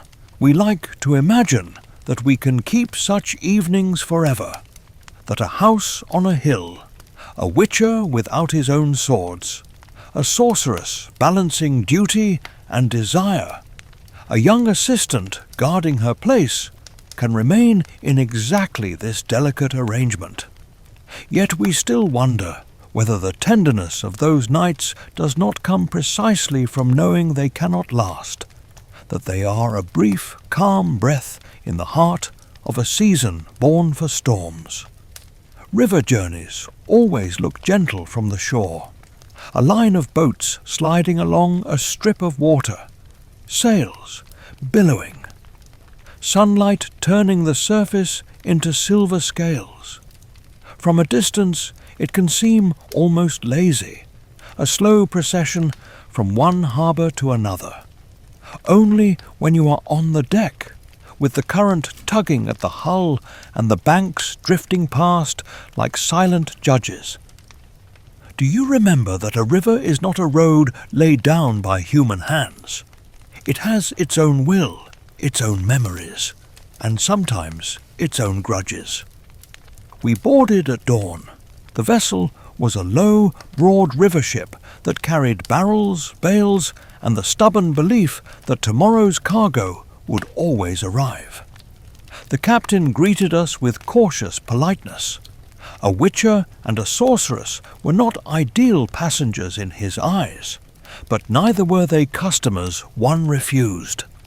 I think he told himself that whatever dangers rode with us would be balanced by whatever protection we could offer. It is a comforting thought that risks cancel each other like numbers on a ledger. Geralt stowed his few belongings with the economy of someone who has slept in every kind of shelter from palace to ditch. Coral claimed a small cabin near the stern, close to the sound of the water. Mosaic and I shared a cramped space where the ceiling seemed determined to teach tall men modesty. The air smelled of tar, damp rope, and grain dust. Somewhere below, rats held their own council, indifferent to royal weddings and magical experiments. At first, the journey felt almost peaceful. The city of Karak slipped behind us, its towers shrinking into a jagged line against the sky. Fishermen waved from small boats. Children ran along the bank until they tired or their parents shouted them back. On deck, the crew moved with the easy rhythm of long practice. Lines were coiled, knots checked, sails adjusted whenever the wind shifted its mood. I took out my lute and played quietly, more for myself than for anyone else. Simple melodies, old river songs that speak of safe arrivals, and uncomplicated loves. It seemed important to put something human into the air, something unconnected to councils and contracts. Geralt stood at the prow, squinting toward the bend ahead. Coral watched him from the shade of the awning, a faint crease between her brows. Even in repose, the two of them looked like people who had forgotten how to believe in ordinary days. The banks grew wilder as we moved inland. Fields gave way to thickets, thickets to dense forest. Trees leaned over the water as if listening. Now and then we passed lonely huts where smoke rose in thin, uncertain threads. The river narrowed and deepened, its colour turning from bright green to something darker. The captain grew sharper with his orders. His men lowered their voices. Laughter became rare and quickly smothered, like a candle in a draught. It began with small things. Birds falling silent as we approached certain stretches. Patches of mist that clung to the surface even under bright sunlight. Once, a shoal of fish broke the water, thrashing in frantic patterns, only to vanish all at once, as if called back by an unseen voice. Geralt watched these signs with attention that rarely reached his face, but settled in his hands. Coral muttered to herself, tracing invisible patterns on the rail. That evening, the crew lit lanterns early. Their glow pushed back the gathering dusk only a little. Shadows gathered in the corners of the deck, thicker than they should have been. I tried to make conversation with one of the sailors, a man with more scars than teeth.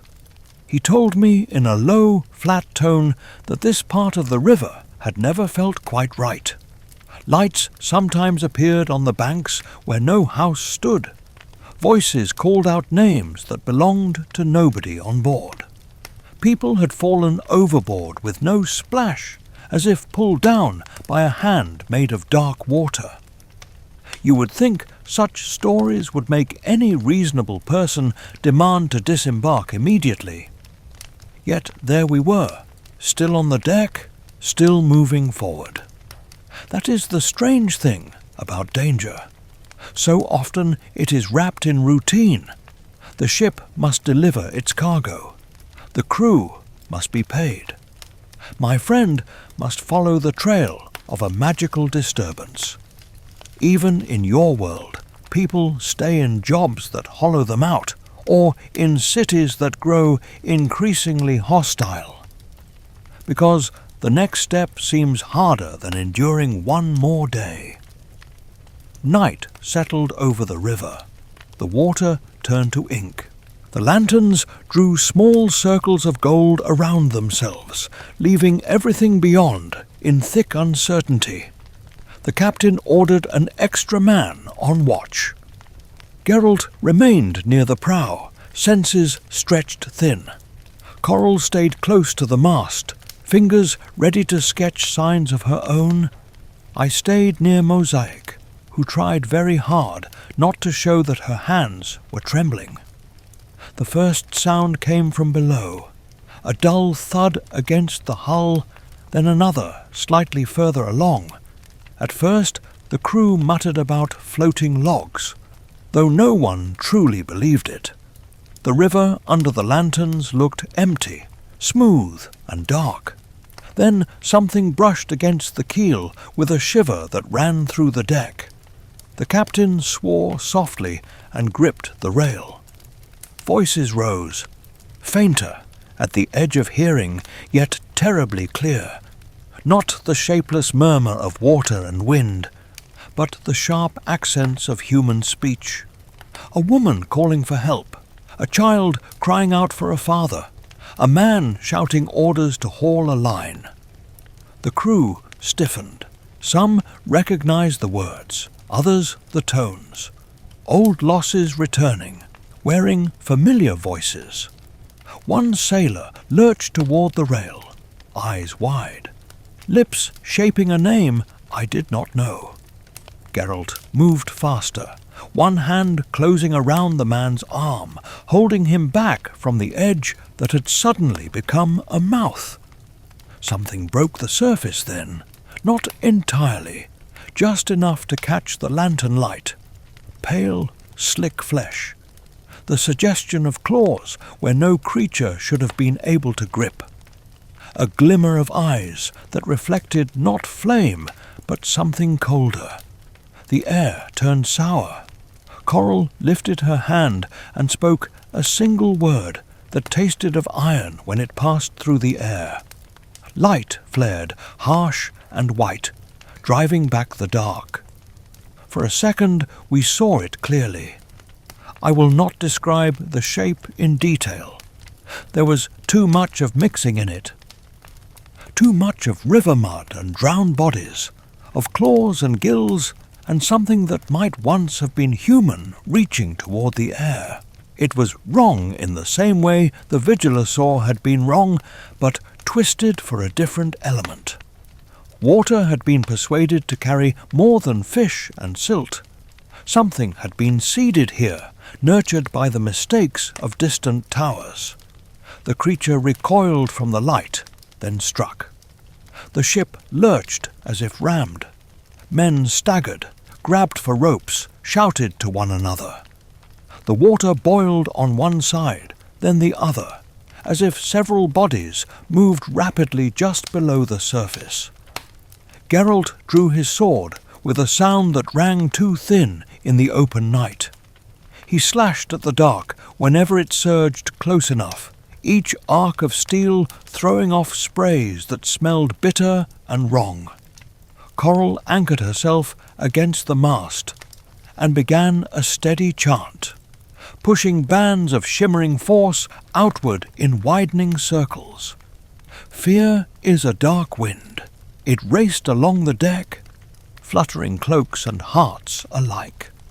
Someone screamed as a hand made of water and shadow grabbed his ankle and tried to drag him toward the rail.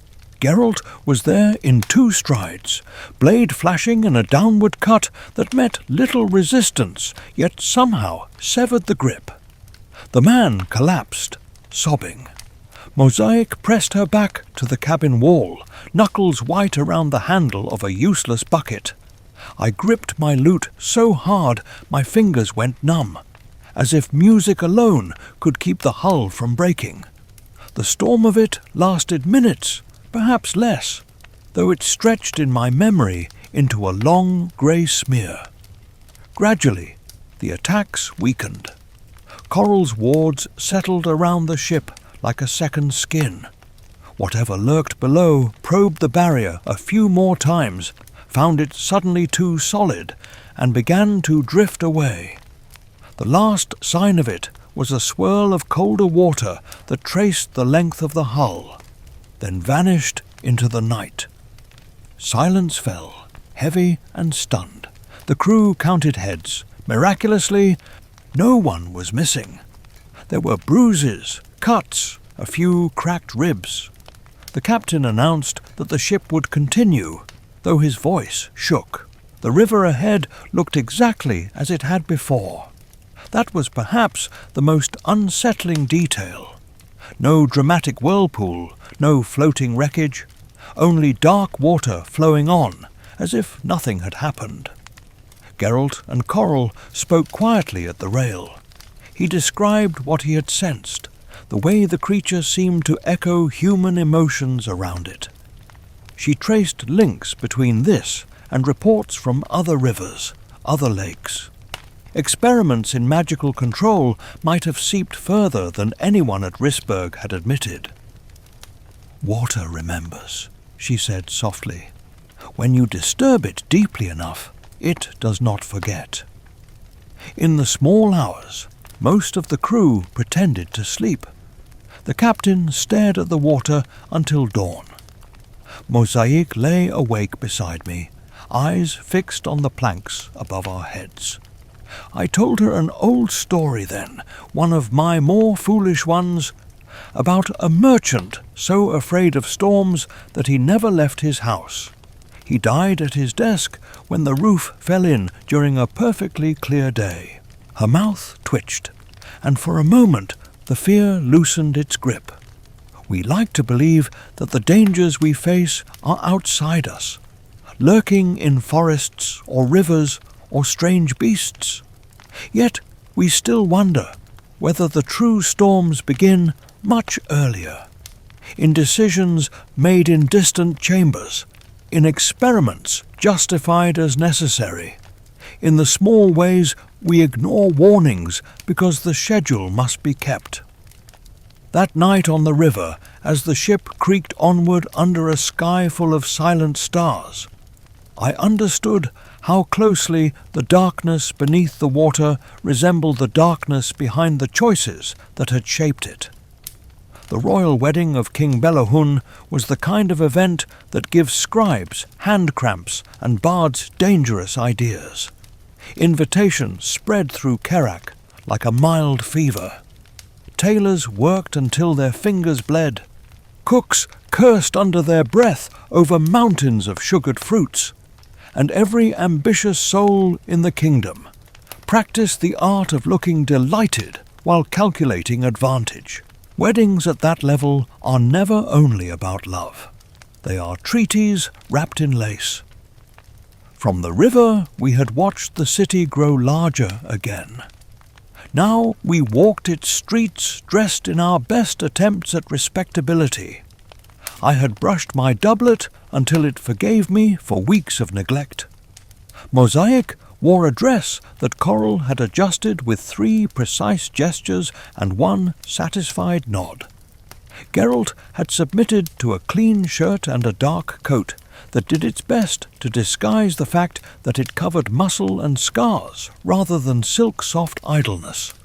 He still moved like a man more at ease on a muddy road than on polished marble. The palace loomed above us, its walls hung with banners in the colours of Kerak and of the bride's far-off homeland. Trumpets sounded from the terraces. Guests climbed the broad stair in a glittering procession, jewels flashing, metals clinking, perfumes clashing in a quiet war above the crowd. Guards stood at attention, their armour polished to an honesty it rarely achieved on patrol. Somewhere inside, Bellohun's many children prepared themselves to watch their father bind the knot that might pull their futures into tighter conflict. We entered through a side passage reserved for those who worked while others celebrated. Musicians unloading instruments, servants carrying trays, scribes clutching lists. Coral's influence saw us swept past the more tedious checkpoints. The guards knew her by sight and by the slight tightening in their jaws when she approached. Magic can be more intimidating than any sword. Even a bored sentry senses that. The great hall lay at the heart of the palace. High windows admitted shafts of pale light that struck the silverware and jewellery into sudden brightness. Chandeliers hung like frozen constellations above the polished floor. At the far end, a raised dais held the twin thrones. Bellohun's seat, worn smooth by years of occupancy, and a slightly smaller one beside it, waiting for the new queen.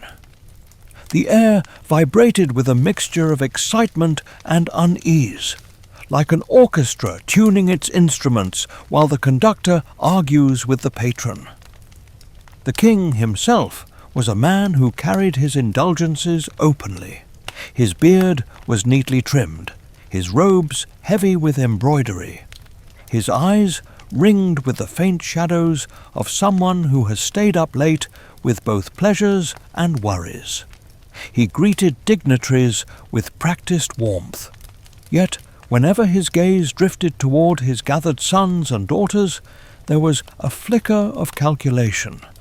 I had seen that same look in tavern owners counting the coins of habitual troublemakers. The princes stood in a loose cluster, each surrounded by his own little weather system of supporters. One smiled too broadly, one not at all. One seemed more interested in the wine than in the ceremony. The king's daughters watched from another grouping, their dresses like banners from minor allied states. Old alliances, old grievances. It struck me that the most dangerous currents in the room flowed not between Kerak and foreign powers, but between the far corners of its own family tree. I took my place with the musicians on a gallery overlooking the hall. From there I could see both the ceremony and the machinery that supported it.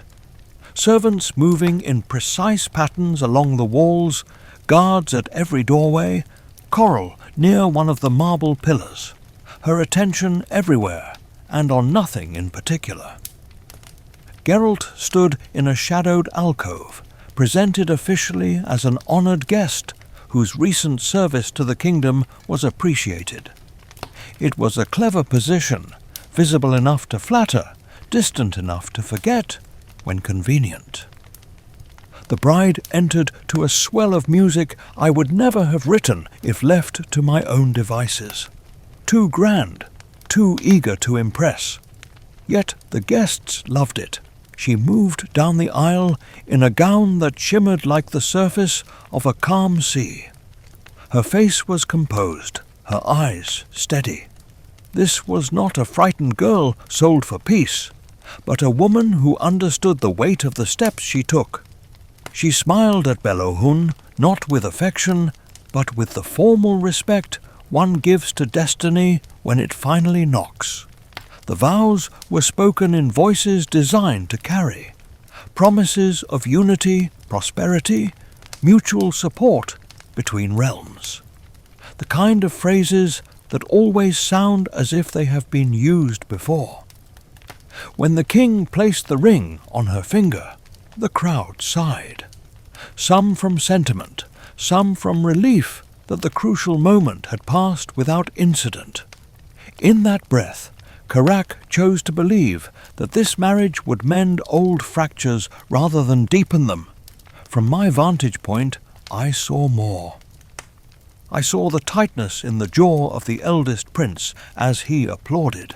I saw the quick exchange of looks between two councillors when the new queen spoke of her intention to support trade reforms. I saw the way one of the guards near a side door shifted his weight toward the corridor rather than the hall, as if listening for footsteps that had nothing to do with the ceremony. Weddings promise new beginnings, but they also seal the doors of certain exits. During a pause in the proceedings, I let my gaze wander. Coral's attention had fixed on a balcony where several representatives of the magical community stood. They clapped when required, but their eyes were cool.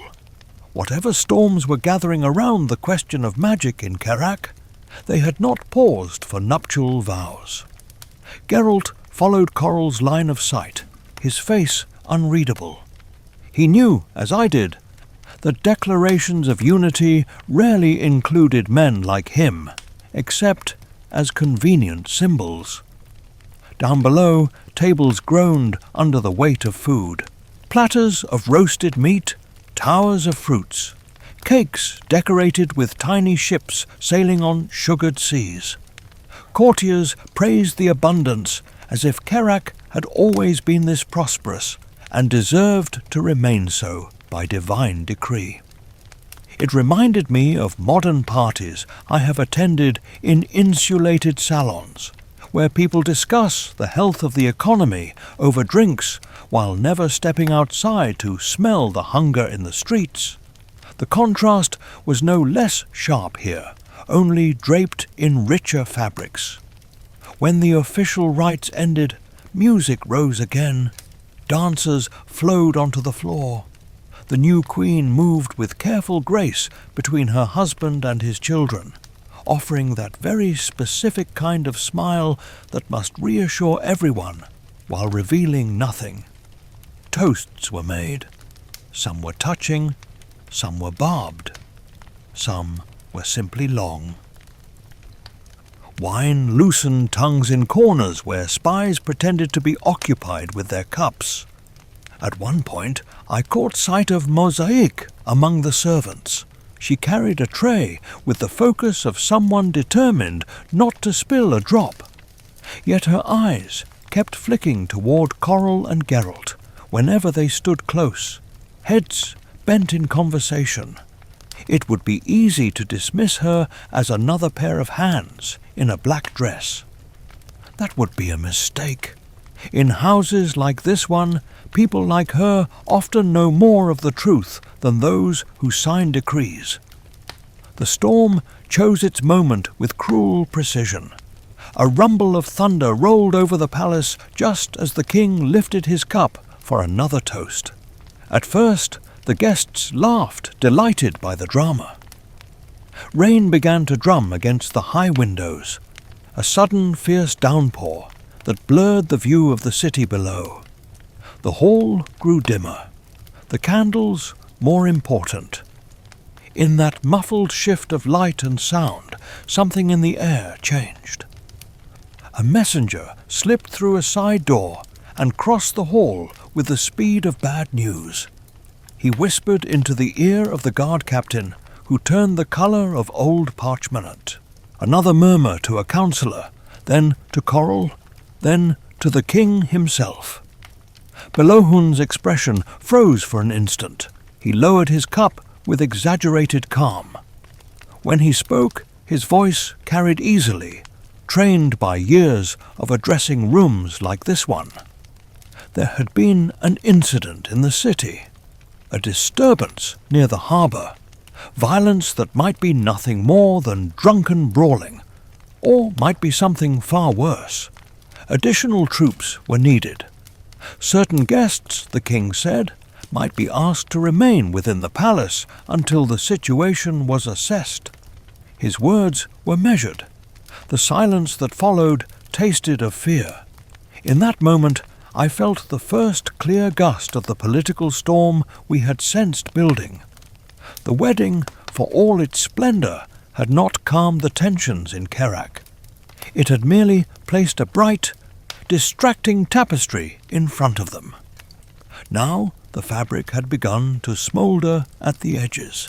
Somewhere in the city, perhaps near the docks, perhaps in the narrower streets, blades were being drawn for reasons that had nothing to do with love or vows.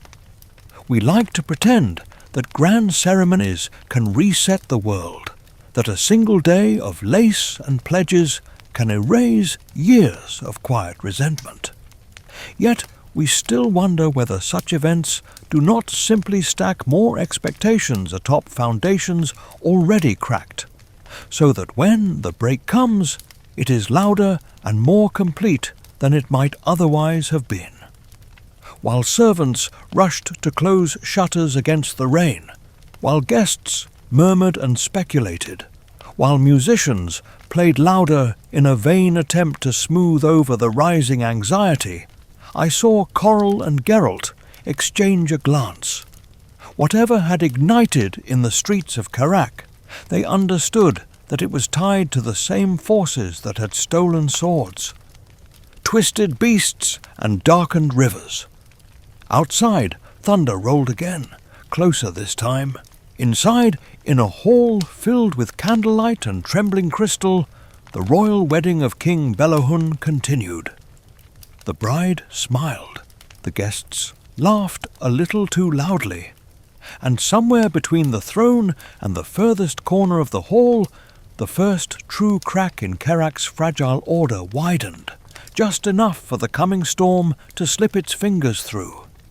The first scream did not come from the streets. It came from inside the palace. A servant at the far end of the hall dropped a tray, silver and crystal clattering across marble like a sudden hailstorm. Heads turned. For a moment, I thought it was only nerves, the pressure of ceremony bursting through a fragile shell. Then the doors flew open, and the storm outside stepped in. Rain slammed against the windows with a force that shook their leaded frames. The chandeliers swayed. A gust of cold air punched through the room, scattering candles, making tapestries billow like startled ghosts. The music stumbled and died.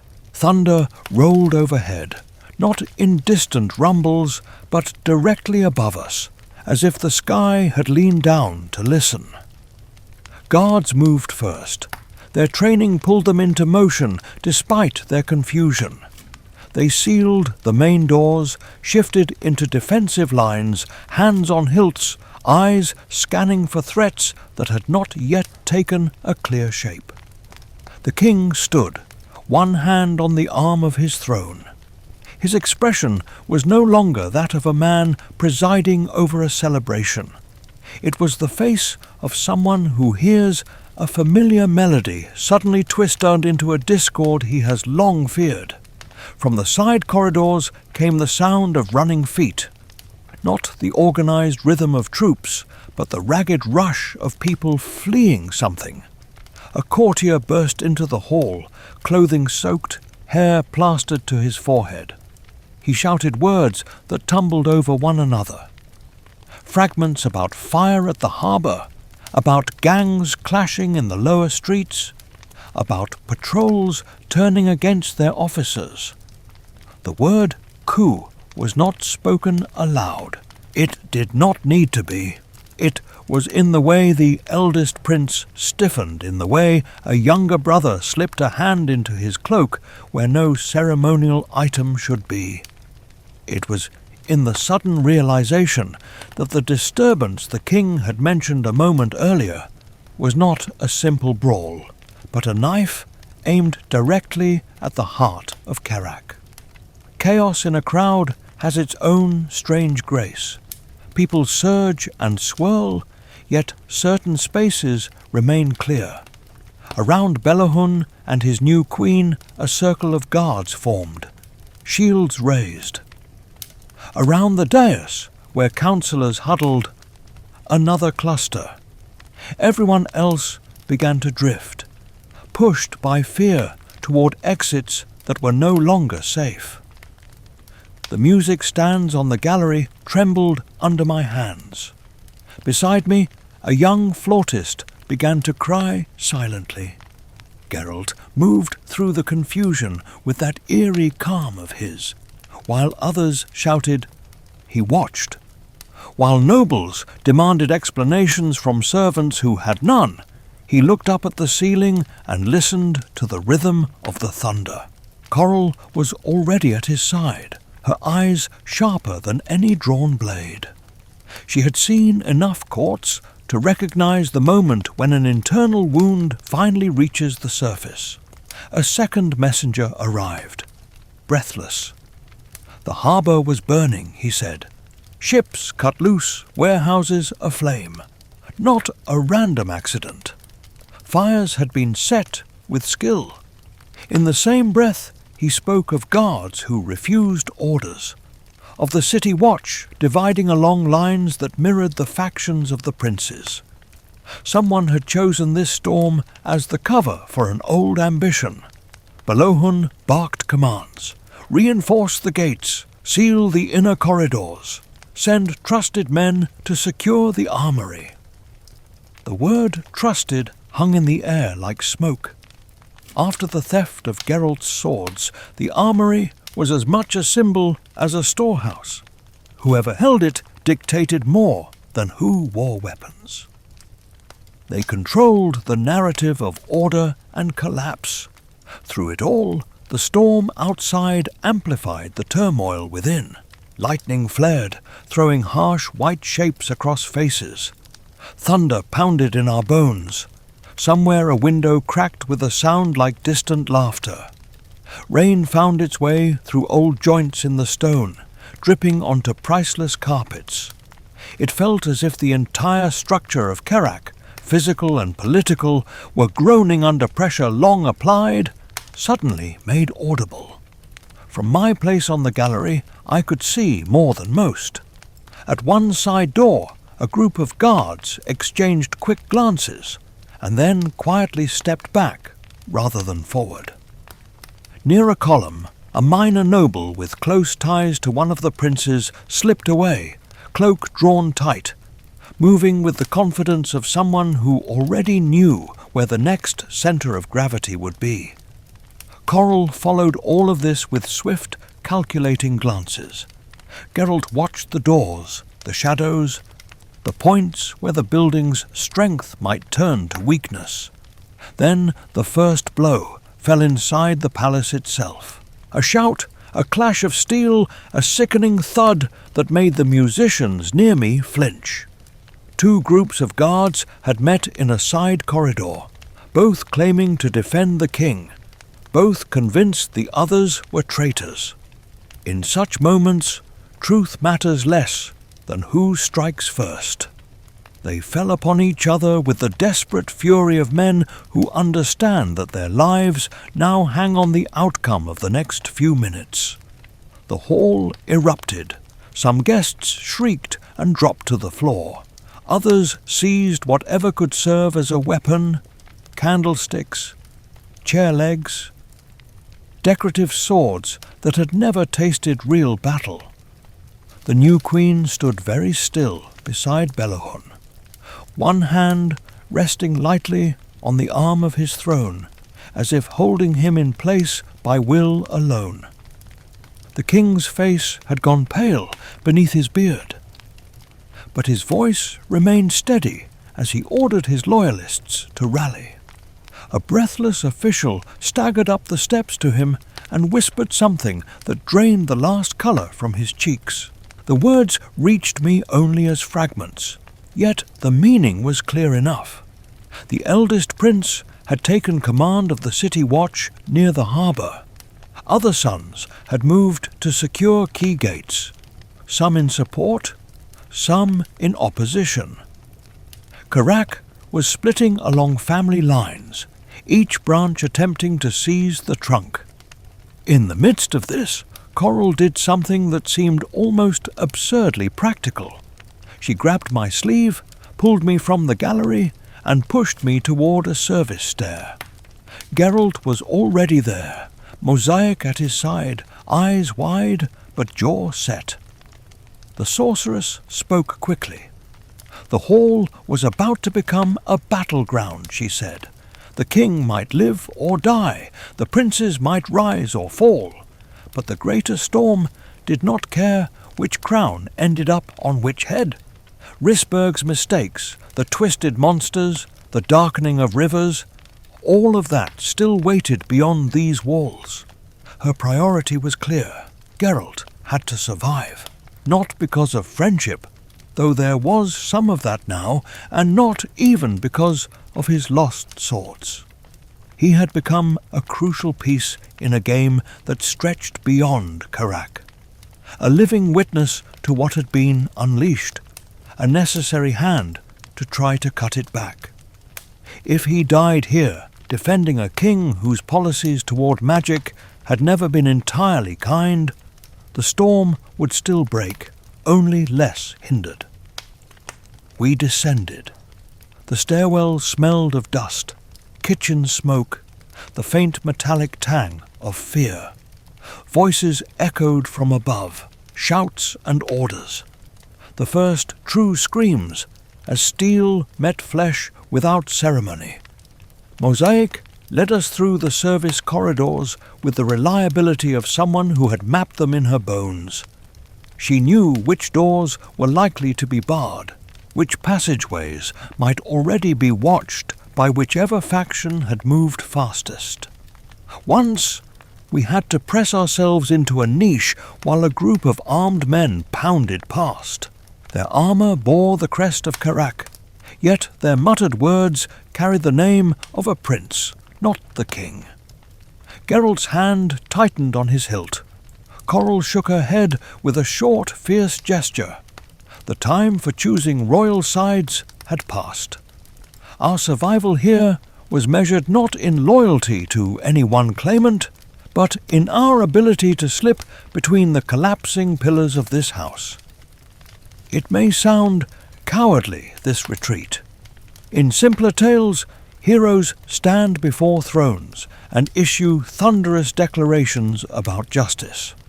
Yet, if you have ever been caught in a workplace where factions above you suddenly turn on each other, you know that the first duty of those without power is often to avoid being crushed beneath the falling pieces. Sometimes the bravest act is to step away long enough to fight a battle that will actually matter. We emerged at last into a covered courtyard at the rear of the palace. Rain hammered the tiles above. Lightning flashed, revealing walls streaked with water and the tight faces of a few remaining servants huddled under an archway. Somewhere beyond the palace roof, the city burned in patches of orange and black. The harbour was a smear of light and smoke. Even from here, we could hear the crackle of flames and the distant clash of steel carried on the wind. Geralt paused, looking back once toward the great hall we had left. For a moment I thought he might insist on returning. Perhaps he wondered whether he was abandoning a duty he had not wanted but had nonetheless accepted. Coral stepped closer and spoke low. If Belohun fell, it would not be by the hand of a witcher. Kings are killed by their own choices long before any blade finds them. Our task lay elsewhere, where the roots of this sickness had been sunk. Mosaic touched my arm, bringing me back from the frozen awe of watching a kingdom crack. Her fingers were cold. She asked, almost calmly, whether this was how history always felt when it happened. I told her the truth. In songs, history is grand and clear. In the moment, it is mostly confusion, smoke, and the sharp taste of decisions made too late. We slipped out through a postern gate just as another roll of thunder masked the sound of its hinges. The storm swallowed us. Rain drenched us in seconds, washing away the last traces of court finery. Ahead lay streets that would soon be patrolled by new loyalties. Alleys where rumours would already be choosing sides. A harbour whose flames would feed stories for years. Behind us, the palace of Kerak continued its own private war while the wind tore at its banners. We like to believe that when a kingdom trembles, there will be a clear moment where right and wrong stand apart, easily chosen.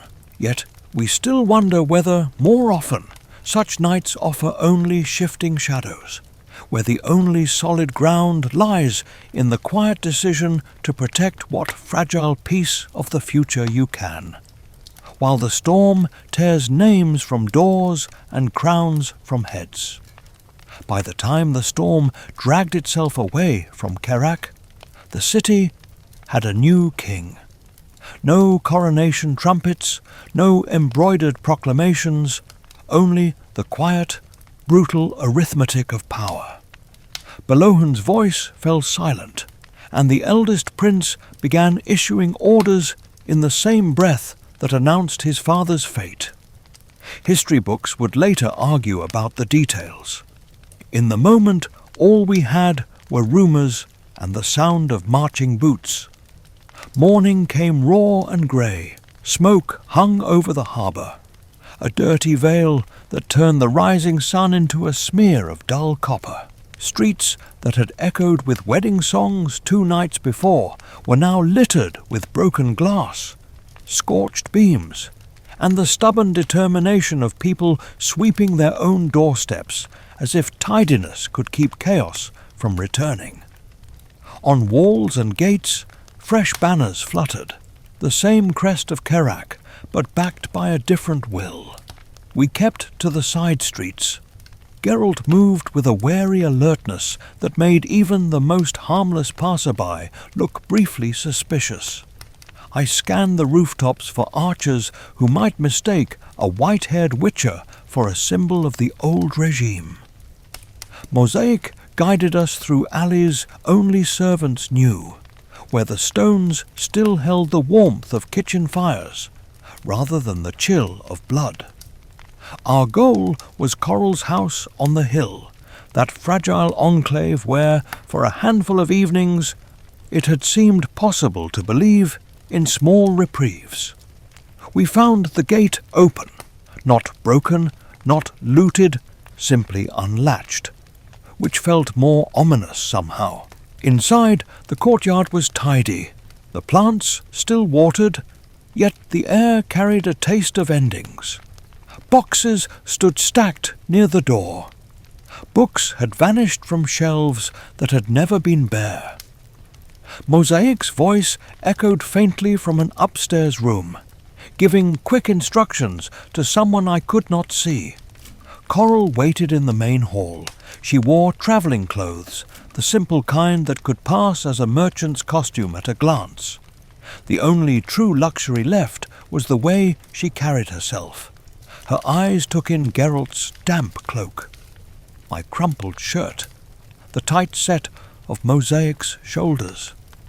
And in that brief survey, I saw her choosing what to say and what to leave for silence. The new king had been efficient. During the night, messengers had written to every known residence of mages in Kerak. The decree was short and sharp. The Crown thanked the magical community for past services, then declared that, in the interest of stability, all sorcerers were to leave the kingdom within a fixed number of days. No new magical practices would be permitted within the borders. Any lingering disturbances, such as twisted creatures in forests or rivers, were now considered the responsibility of foreign councils. Kerak would wash its hands of such matters. There was a second, quieter decree that had not been read aloud in public squares. Witches were likewise no longer welcome. Their presence, it was argued, attracted the very monsters they claimed to fight. Contracts would not be honoured. Any such wanderers found lingering within the city after a certain date would be treated as vagrants at best, threats at worst. In one sweep of ink, a king who owed his survival to men like Geralt had declared them inconvenient. Coral relayed all of this without embellishment. Her voice was level, but I saw strain in the line of her mouth. She had advised Belahun, shaped policies, argued in council chambers. Now the son who took his place had no interest in being seen under the same shadow. Expelling mages and witches would reassure frightened citizens and impress foreign dignitaries who distrusted anything they could not count or tax. It would not solve the problems that had brought us to this point. Those, like the altered beasts and darkened rivers, would simply move elsewhere. There is a pattern in human affairs that repeats regardless of banners. When a new leader arrives after a crisis, they often begin by pointing at something visible and declaring it the cause. Magic, foreign influence, a certain profession, a piece of technology. Ban it, exile it, shut it down, and declare the danger removed. It is a tidy gesture, satisfying to the eye. The deeper causes, the years of neglect or greed or fear, are less photogenic. They remain, patient as roots under frost. Geralt listened in silence. The decree about witches seemed to touch him less than the one about magic. He had never wanted to be part of court politics. Leaving Kerak was no hardship in itself, but the expulsion of mages meant that whatever fragile acknowledgement Risberg had made of its responsibility would now be buried under layers of denial. The tower would continue to study in distant safety, while Kerak congratulated itself on being free of troublesome sorcerers and their uncomfortable questions. I asked about his swords. The question felt almost childish, yet it stood at the centre of all that had happened. Coral's gaze shifted to the small writing desk where a sealed letter lay, heavy with more than wax. She told us that news of the theft had travelled through channels beyond Karak, not just through guilds and guards, but through the quieter conduits mages use when they wish to confer without minutes being taken. One name had surfaced in those conversations, spoken with a mixture of respect and caution. Yennefer. I felt something twist in my chest at the sound. Yennefer of Vengerberg had never been a simple story in my songs, nor in Geralt's life. She moved through courts and councils with the same confidence Coral displayed, yet her storms were of a different kind. Where Coral calculated currents, Yennefer often seemed to be one. She had heard, it seemed, that a certain king's officials had mislaid a witch's blades. Such carelessness offended her sense of order, or perhaps it simply gave her an excuse to involve herself once more in a path that crossed Geralt's. Coral did not know every detail. She knew only that a message had arrived from a colleague who had spoken with Yennefer in a place far from Karak. Agreements had been reached. Certain clerks in the city armory had been visited by a woman with violet eyes and a perfume like lilac and gooseberries. Records had been examined, secrets gently squeezed from frightened throats. The swords had been traced, retrieved from the hands of men who had thought the chaos of the coup a convenient cover for private profit. As Coral spoke, Mosaic slipped from the room and returned with a long linen-wrapped bundle. She placed it on the table with a care that made my breath catch. Geralt stepped forward. His fingers, usually so controlled, trembled just enough for me to see. He undid the knots, folded back the cloth, and there they were. Steel and silver, familiar lines. Testimony in metal to a lifetime of hard choices. He lifted the steel sword first, testing its weight, letting his hand remember the balance. Then the silver. For a moment, the noise from the city, the shouts and clatter and distant crackle of remaining fires, seemed to fade. The room held its breath. When he finally slid both blades onto his back, the simple act of the straps settling into their old place felt more final than any oath of loyalty. Whatever Karak chose to call him now, witcher, outlaw, danger, he was himself again. The swords had been returned with a note. No signature, only a few lines written in a hand I had seen on other letters. They were addressed to Geralt, but Coral had read them first. Magic is an impatient courier. It does not always respect the privacy of sealed communications. The message said only that debts, once recognized, are rarely paid in full. It wished him good hunting, in its own sharp way. It suggested, almost lazily, that if Karak insisted on pushing away those who held back the darker tides, other shores would simply have to prepare instead. We spent what remained of the day helping Coral pack the last of her belongings. There is something profoundly sad in watching a house dismantle itself. Books that had moulded their shapes to their shelves were slid into crates. Instruments were wrapped and tucked away. The chair where Geralt had sat sharpening borrowed steel stood empty. Mosaic moved with brisk efficiency, yet now and then she paused to touch a windowsill or a familiar jug, as if taking a final impression. When the carriage came to take Coral to the harbour, rain had softened into a fine mist. Geralt walked with her to the gate.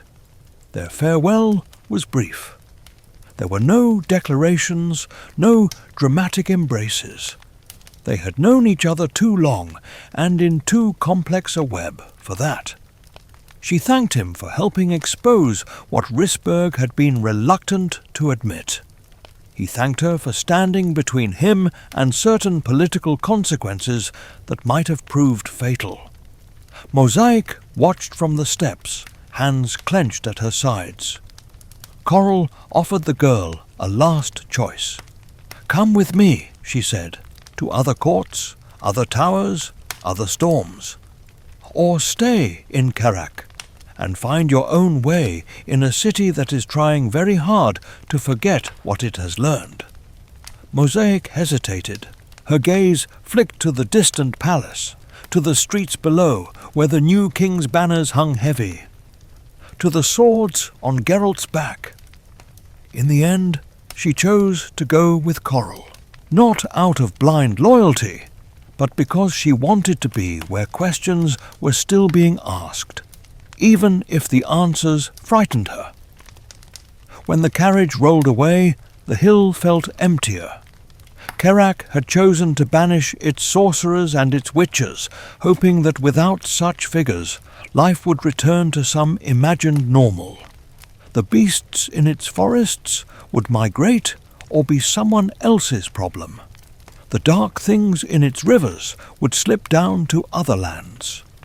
The choices made in towers like Risberg would be debated at a distance, safely abstract. We stood on that damp road, Geralt and I, watching mist swallow the retreating wheels. He said little. I thought of all the times in your own world when people have tried similar gestures, shutting down research rather than reforming it, outlawing tools rather than teaching their use, blaming a profession for the sins of those who misused it.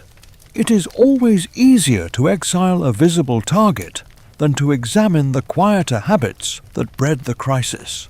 We like to believe that by closing our borders to certain dangers, by tearing down old signs and writing new decrees, we can keep the storm outside.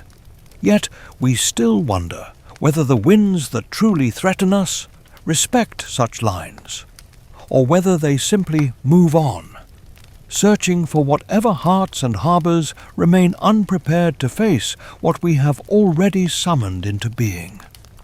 Years have a way of blurring together when you live as long on the road as I have. Towns merge, in memory, into one long row of taverns, one endless procession of stages and cheap beds. Yet certain seasons stand out as sharp as a shard of glass under bare feet. You only have to brush against them, and the pain is immediate, precise. The time we spent in Kerak, that brief season of stolen swords, twisted beasts and collapsing thrones, though, is one of those shards in the life of Geralt of Rivia. From the outside, people remember it mostly as a story about weapons. Ask a sailor in Novigrad, and he will tell you about the daring theft of a witch's swords. Ask a merchant in Mahakam, and he will recall the scandal in Kerak's armory that ruined several officials. Ask a student in some distant academy, and they will mention the legal reforms that followed the coup, the decrees about magic and dangerous trades. For them, it is a tale of objects and institutions. For me, standing close enough to smell the damp stone of the prison and the burning tar of the harbour, it was a story about something far less visible. Geralt had always been defined in the eyes of others by what he carried. 2 swords, yes, and the rumours that clung to them. Potions that altered his eyes.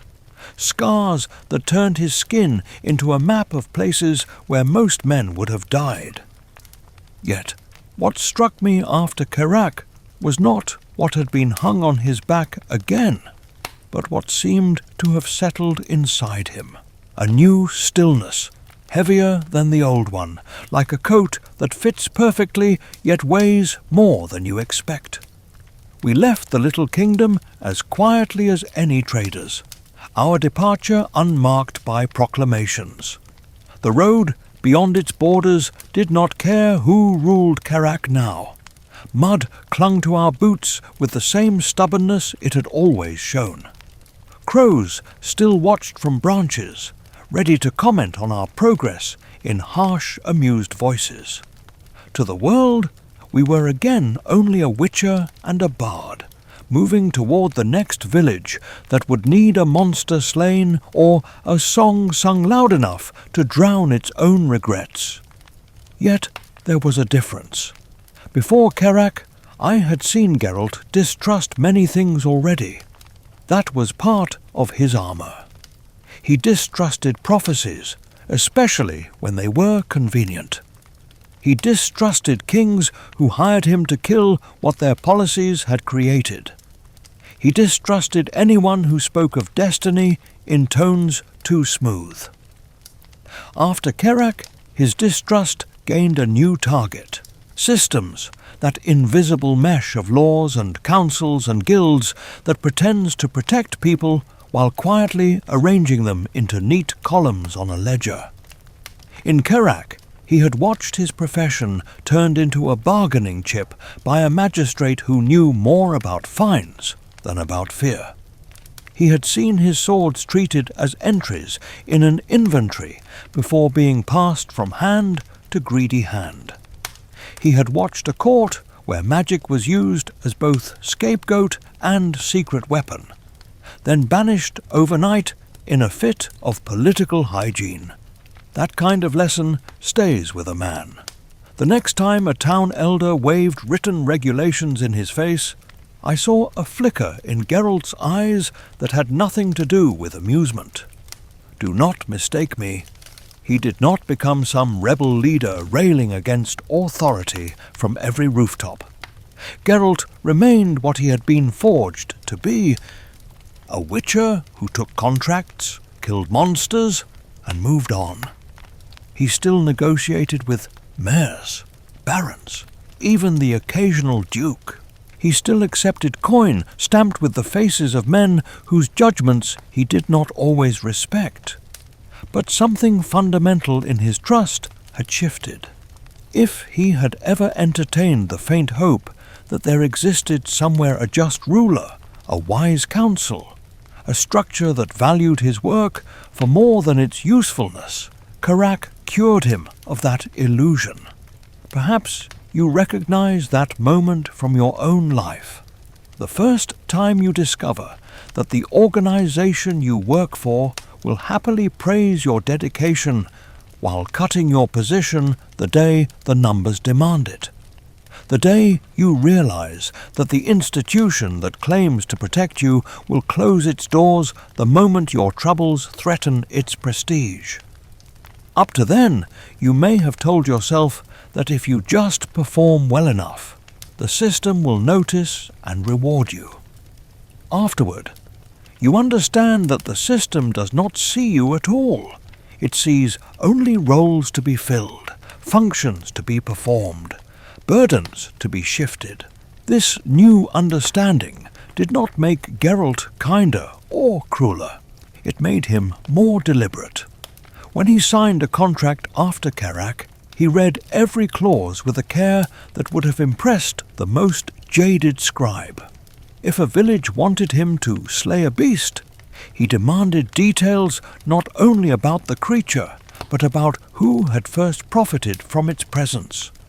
If a lord came to him with a request that smelled of politics, he weighed not only the danger of the task, but the ways in which his success or failure would be used against others. He had always tried to choose his battles. Now he also chose, more carefully, the stories he allowed people to tell about those battles. There was also the matter of loneliness. People imagine witches as solitary figures, and in many ways they are. Yet even the most solitary man carries a quiet expectation that somewhere, sometime, he might find a circle where he is not entirely an outsider. For a short time in Coral's house, Geralt had glimpsed such a circle. A table where his knowledge was valued, a balcony where someone listened without fear to his doubts, a hearth where laughter did not come at the price of pretending to be something he was not. Then the coup came. The decrees followed. The house emptied. Coral rode away under a sky still heavy with leftover rain, taking Mosaic and her questions with her. Yennefer's distant, sharp kindness returned his swords, but not that fragile sense of belonging. Whatever else Karak taught him, it confirmed that places of apparent safety in his life would always be temporary. Rooms would be dismantled. People would leave. Contracts would end. In the end, the only permanent dwelling he had was the discipline in his own bones. I saw the cost of that lesson in small moments. In the way he lingered a heartbeat longer than before when leaving a friendly inn. In the way he checked gear twice instead of once before we walked away from a village that had welcomed us. In the rare instances when someone offered more than coin and hospitality, when they offered friendship or something warmer, he hesitated as if remembering Coral's empty courtyard and the banished banners of Karak. No one likes to admit that they have begun to expect loss as the natural end of every good thing. Yet that expectation, once installed, is hard to uproot. For me, the season of storms brought a different kind of reckoning. I had sung about Geralt as if he were a blade drawn by destiny, cutting a clean line through the chaos of the world. Watching him stand unarmed in that prison cell, watching him fight in Pratt's arena with borrowed steel, watching him walk out of Karak not as a hero honoured for services rendered, but as an inconvenience politely escorted to the border, I realized how dishonest that image had been, not in malice, but in simplification. So I began to change the way I told his stories. The songs remained catchy, of course. A man must eat. Yet here and there I allowed new verses to slip in, lines that hinted at the compromises, at the weariness, at the times when Geralt had to choose between two evils, knowing that someone would suffer either way. In quieter taverns, when the crowd had thinned and the fire burned low, I told the Karak tale without gilding. The magistrate and his licenses, the vanished swords, the beast in the arena that should never have existed, the wedding that turned into a rehearsal for a coup, the decree that banished those who had held back the worst consequences of mistakes made in towers and offices. Some listeners frowned, unused to such shadows in their heroics. Others nodded slowly, recognizing in his struggles something of their own. A mason who had watched his guild betrayed by its own leaders. A midwife punished for speaking truths that embarrassed important families. A clerk dismissed when he refused to alter numbers in a book. They understood that the White Wolf's storms were not only made of claws and fangs. Many were made of paper and seals, and the quiet cruelty of signatures. We like to think of legends as clean lines of light, cutting away the dark. Yet we still wonder whether their true power lies not in perfection, but in the way they carry, within their scars and compromises, a mirror of our own battered hopes. In that sense, the season of storms in Karak was not just a chapter in the saga of Geralt of Rivia. It was a long, harsh lesson in what it costs to hold to a code, in a world that keeps trying to rewrite the rules while the wind howls at every door. In my quieter years, I found myself chained more often to a desk than to a tavern stage. The students at Oxenfurt liked to imagine me as a relic from a more romantic age, a living footnote who could tell them whether the great names in their textbooks had truly walked as the chronicles claimed. They came to my little study with eyes bright and ink pots ready, begging for details about battles, dragons, princesses, prophecies. They always asked about Geralt. They almost never asked about Kerak. They wanted the famous tales. The Striga under the ruined castle, the dragon on the pass, the sorceress with the violet eyes, the girl with the strange destiny.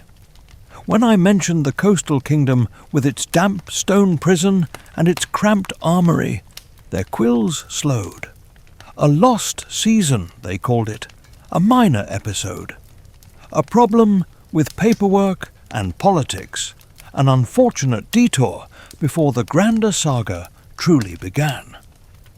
I would smile and pour more wine, but inside I felt something small and stubborn refuse to agree. Once, years after the coup, I returned to Kerak. The journey was uneventful. The city rose from the sea as it always had. Masts crowding the harbour, gulls shrieking over the fish market. A different king sat on the throne. There were new names on the gates, fresh coats of paint on certain doors. The palace had patched its scars and hung new banners, as if nothing fragile had ever split open beneath its roof. Yet, in the right tavern, if you bought the right sailor a drink, stories still surfaced. A night when the harbour burned, a wedding that turned sour, a witcher in an arena, though the details had already begun to twist. The armoury clerk who had turned pale at the disappearance of Geralt's blades was long gone, dismissed or retired into anonymity. The arena of Pyrrol Pratt still stood, though new owners had scrubbed its boards and rebranded its entertainments as safe, family-friendly spectacles. No one spoke of vigilosaurs now. The memory of that particular monstrosity had sunk beneath more recent fashions. People prefer their horrors seasonal, like fruit. Old fears do not sell as well as fresh ones. In one smoky tavern near the docks, I heard a young bard singing a ballad about the witcher's lost swords. The melody was mine, borrowed without shame, but the verses had been rewritten beyond recognition. In his version, the swords were stolen by a jealous lover who wanted to keep Geralt from riding away. The magistrate became a comic villain, the court sorceress a temptress with no other concerns than seduction. The arena fight turned into a dance of acrobatics and witty remarks, stripped of the sweat and grit and sickening wrongness of that mutated beast. The crowd loved it. They clapped and stamped and demanded an encore. I did not interrupt him. Pride pricked me, of course. No one enjoys hearing their work butchered in public. But there was something else as well. A weary amusement. He was doing what I had done in my youth, sanding off splinters, polishing unpleasant truths until they shone. The difference was that he no longer knew there had ever been splinters in the first place. For him, the legend had always been this smooth, this simple. The sharp edges had been lost somewhere between my first songs and his eager throat. Later that night, in a smaller room with fewer ears and better wine, I tried telling the Kerak story the way I remembered it to a circle of merchants and teachers. I spoke of the magistrate's little office, of signatures used as weapons, of swords taken not by grand villainy but by petty greed. I described the Vigilosaur as it had truly moved, half beast, half echo, of a spell that should never have left a tower. I told them about the night on the river when the water itself reached up with hands shaped from drowned regrets. A few listeners leaned forward, faces intent. Others frowned, fingers tapping bored rhythms on the table. One of them said, with a kind of helpless honesty, that it all sounded very interesting, but he preferred the clearer tales, the ones where you could easily point to the hero, the villain, the moment when the right choice saved the day. Life is messy enough, he said. Why should our stories be just as tangled? I laughed and changed the subject. Later, trying to sleep in a narrow bed, I stared at the ceiling and thought of all the ways people in your own time seek out simplified versions of their own tangled days. A short article instead of a book, a neat headline instead of a long conversation, a 3-minute song instead of the full, uneven recital of what actually happened.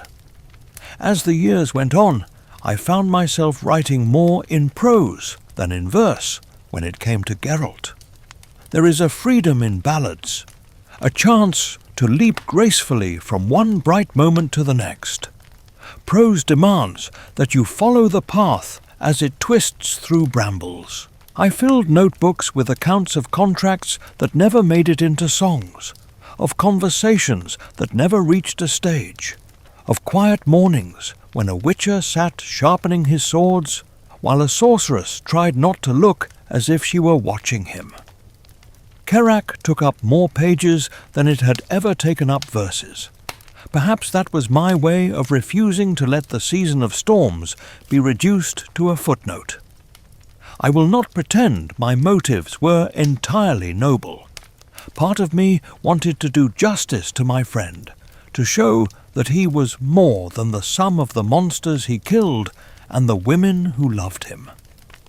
Another part was less generous. I wanted to prove to myself that I, Julian Alfred Pancratz, had seen more deeply than the children who now repeated my earliest work, as if it were the whole truth. Age is like that. It wraps wisdom and vanity in the same robe and expects you to wear both without complaint. Sometimes, in my more fanciful moods, I imagined someone in a distant future finding those prose pages long after I am dust. Not a king or a council, but a solitary figure, maybe a scholar, maybe a dreamer, sitting by the water with my faded ink in her hands. She would read of Kerak, of coral and mosaic, of Riesberg's tower and the river that reached for us in the night.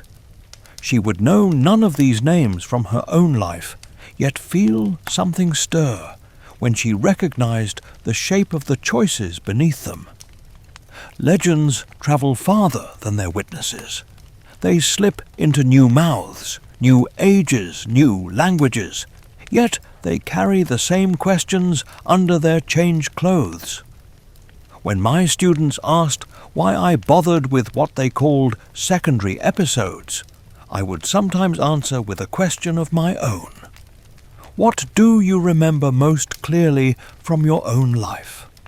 The graduation, the promotion, the wedding day, or the week when you almost lost your job because a document vanished on the wrong desk? The evening you sat in a corridor outside a hospital room listening to rain while decisions were made without you? The night when the power went out in your street and neighbors you barely knew suddenly brought candles to your door? The world might mark your life by the big dates. Your heart often keeps a different calendar. Season of Storms, for Geralt, was one of those quiet entries. The world would count the siege of a city, the fall of a kingdom, the strange girl with ash in her hair.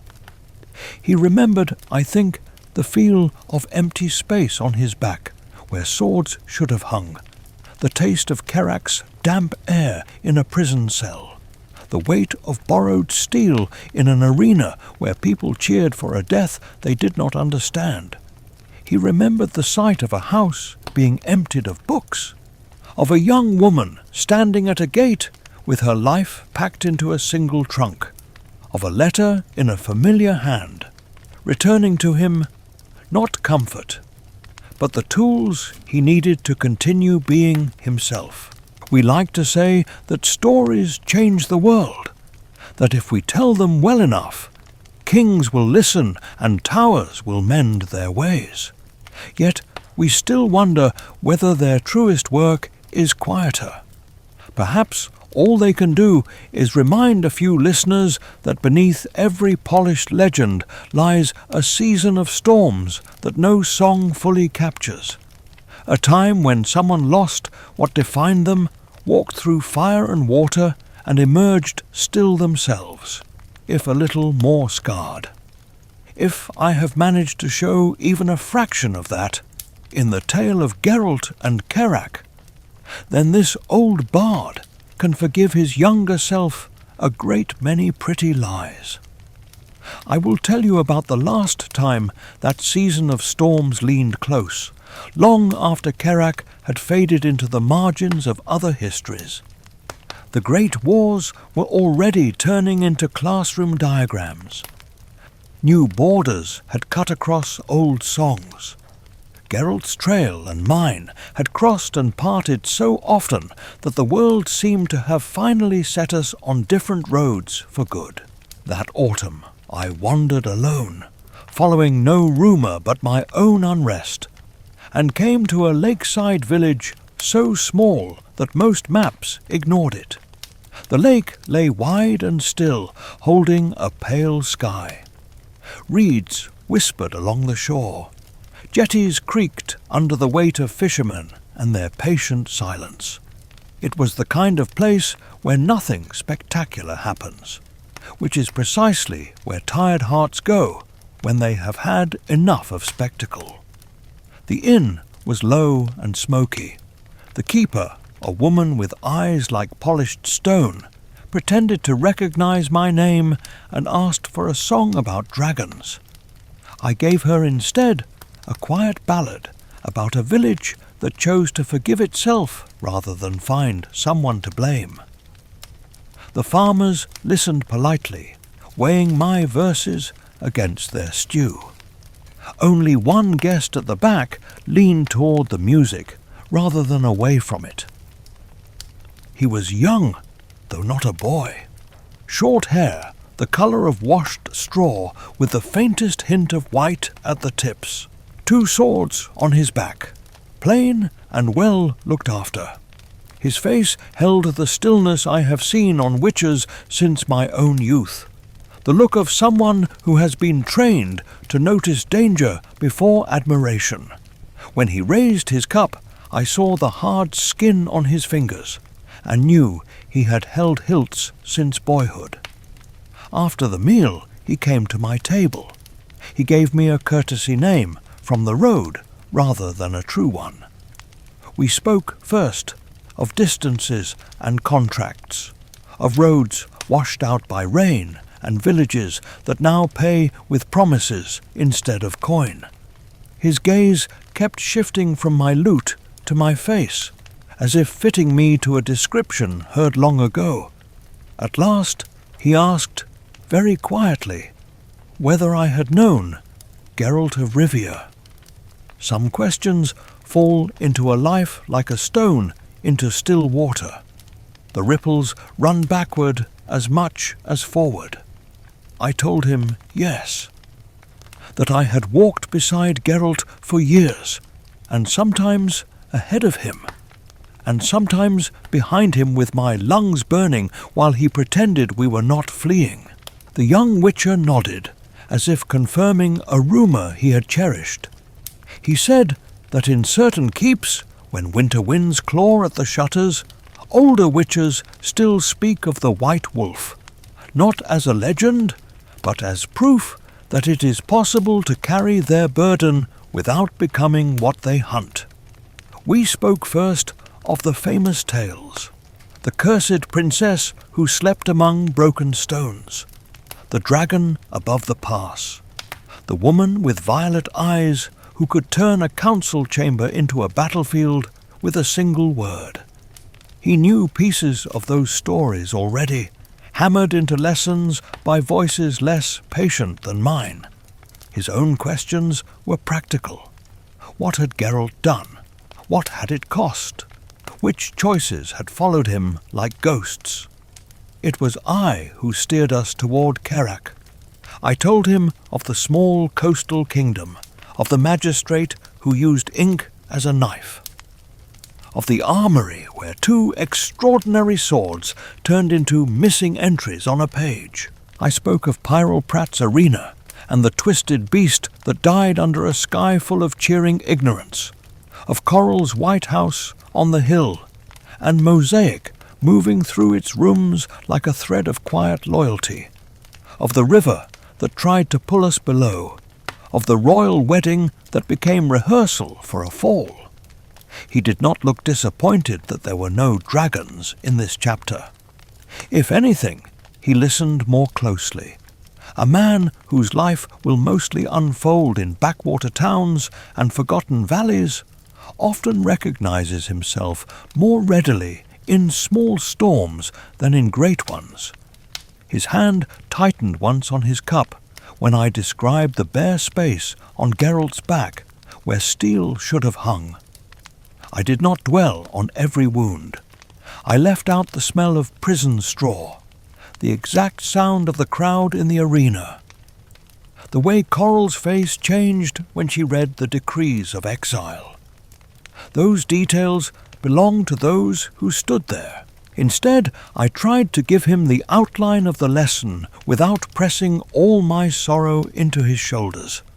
I said that Kerak had shown us how quickly a man's work can be turned into a tool for others, how a witcher can become a bargaining chip between clerks and princes who have never faced a shrieker in a dark lane, how a system can praise you 1 year and cast you out the next, not because you have changed, but because you have become inconvenient to its story about itself. He listened with the small, intent stillness of someone hearing his own unspoken fears given shape.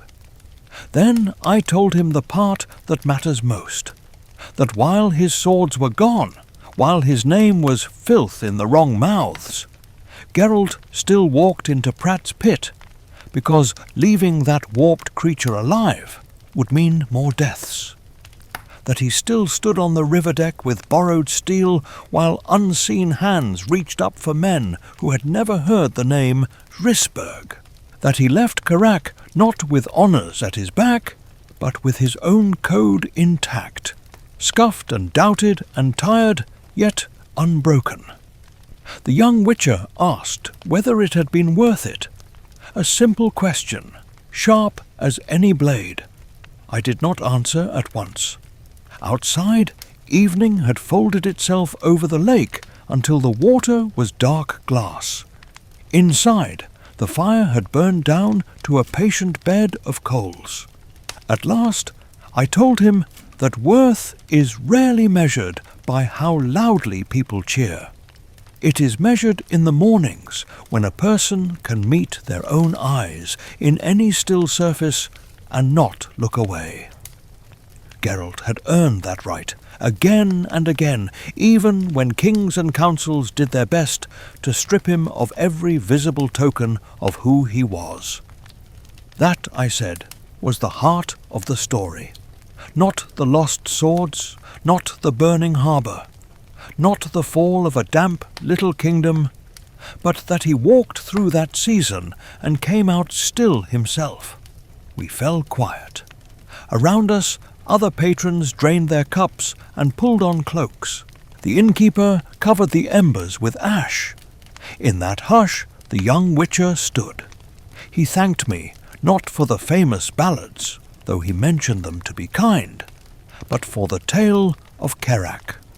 It was good to know, he said, that even the white wolf had lived through storms that did not involve fangs.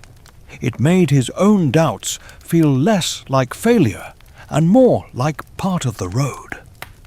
Then he stepped into the dark, 2 swords crossing between his shoulders, and the door closed behind him with a soft, certain thud.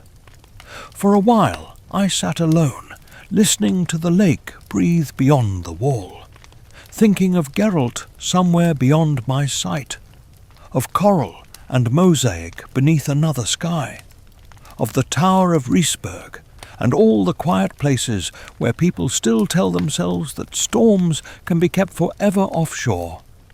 We like to imagine that seasons end cleanly, that one storm passes and leaves the sky pure and clear. Yet we still wonder whether each leaves behind a pattern in the clouds, a habit in the heart, a scar in the way we hold our own names. Kerak was such a season. It taught a witcher how easily his tools and titles could vanish, how quickly gratitude could turn away, how stubbornly his own choices remained the only compass he could trust. It taught a bard that telling a story truly sometimes means leaving it slightly uncomfortable, even when an easier version would earn louder applause. And you, listening now, with your own weather pressing gently at the window, carry your own seasons of storm inside you, days when something you thought was yours was taken, moments when a system you trusted revealed that it did not know your name, hours when you stood in some private arena with nothing but your bare courage and whatever borrowed strength you could find. I cannot mend those memories. I can only set this story beside them like a small, steady light. So let us close the inn's door in our thoughts. Let the fire sink to quiet embers. Let the lake outside smooth itself back into a patient mirror. Geralt walks on beyond our telling. The young witcher walks into his own unwritten weather. I remain here with you for one breath longer, old fingers relaxed at last on the neck of my lute, and I whisper only this. When your own season of storms arrives, remember that you are more than the tools in your hands, more than the titles on your back, and that the way you choose to stand in the wind is a story only you can decide how to tell.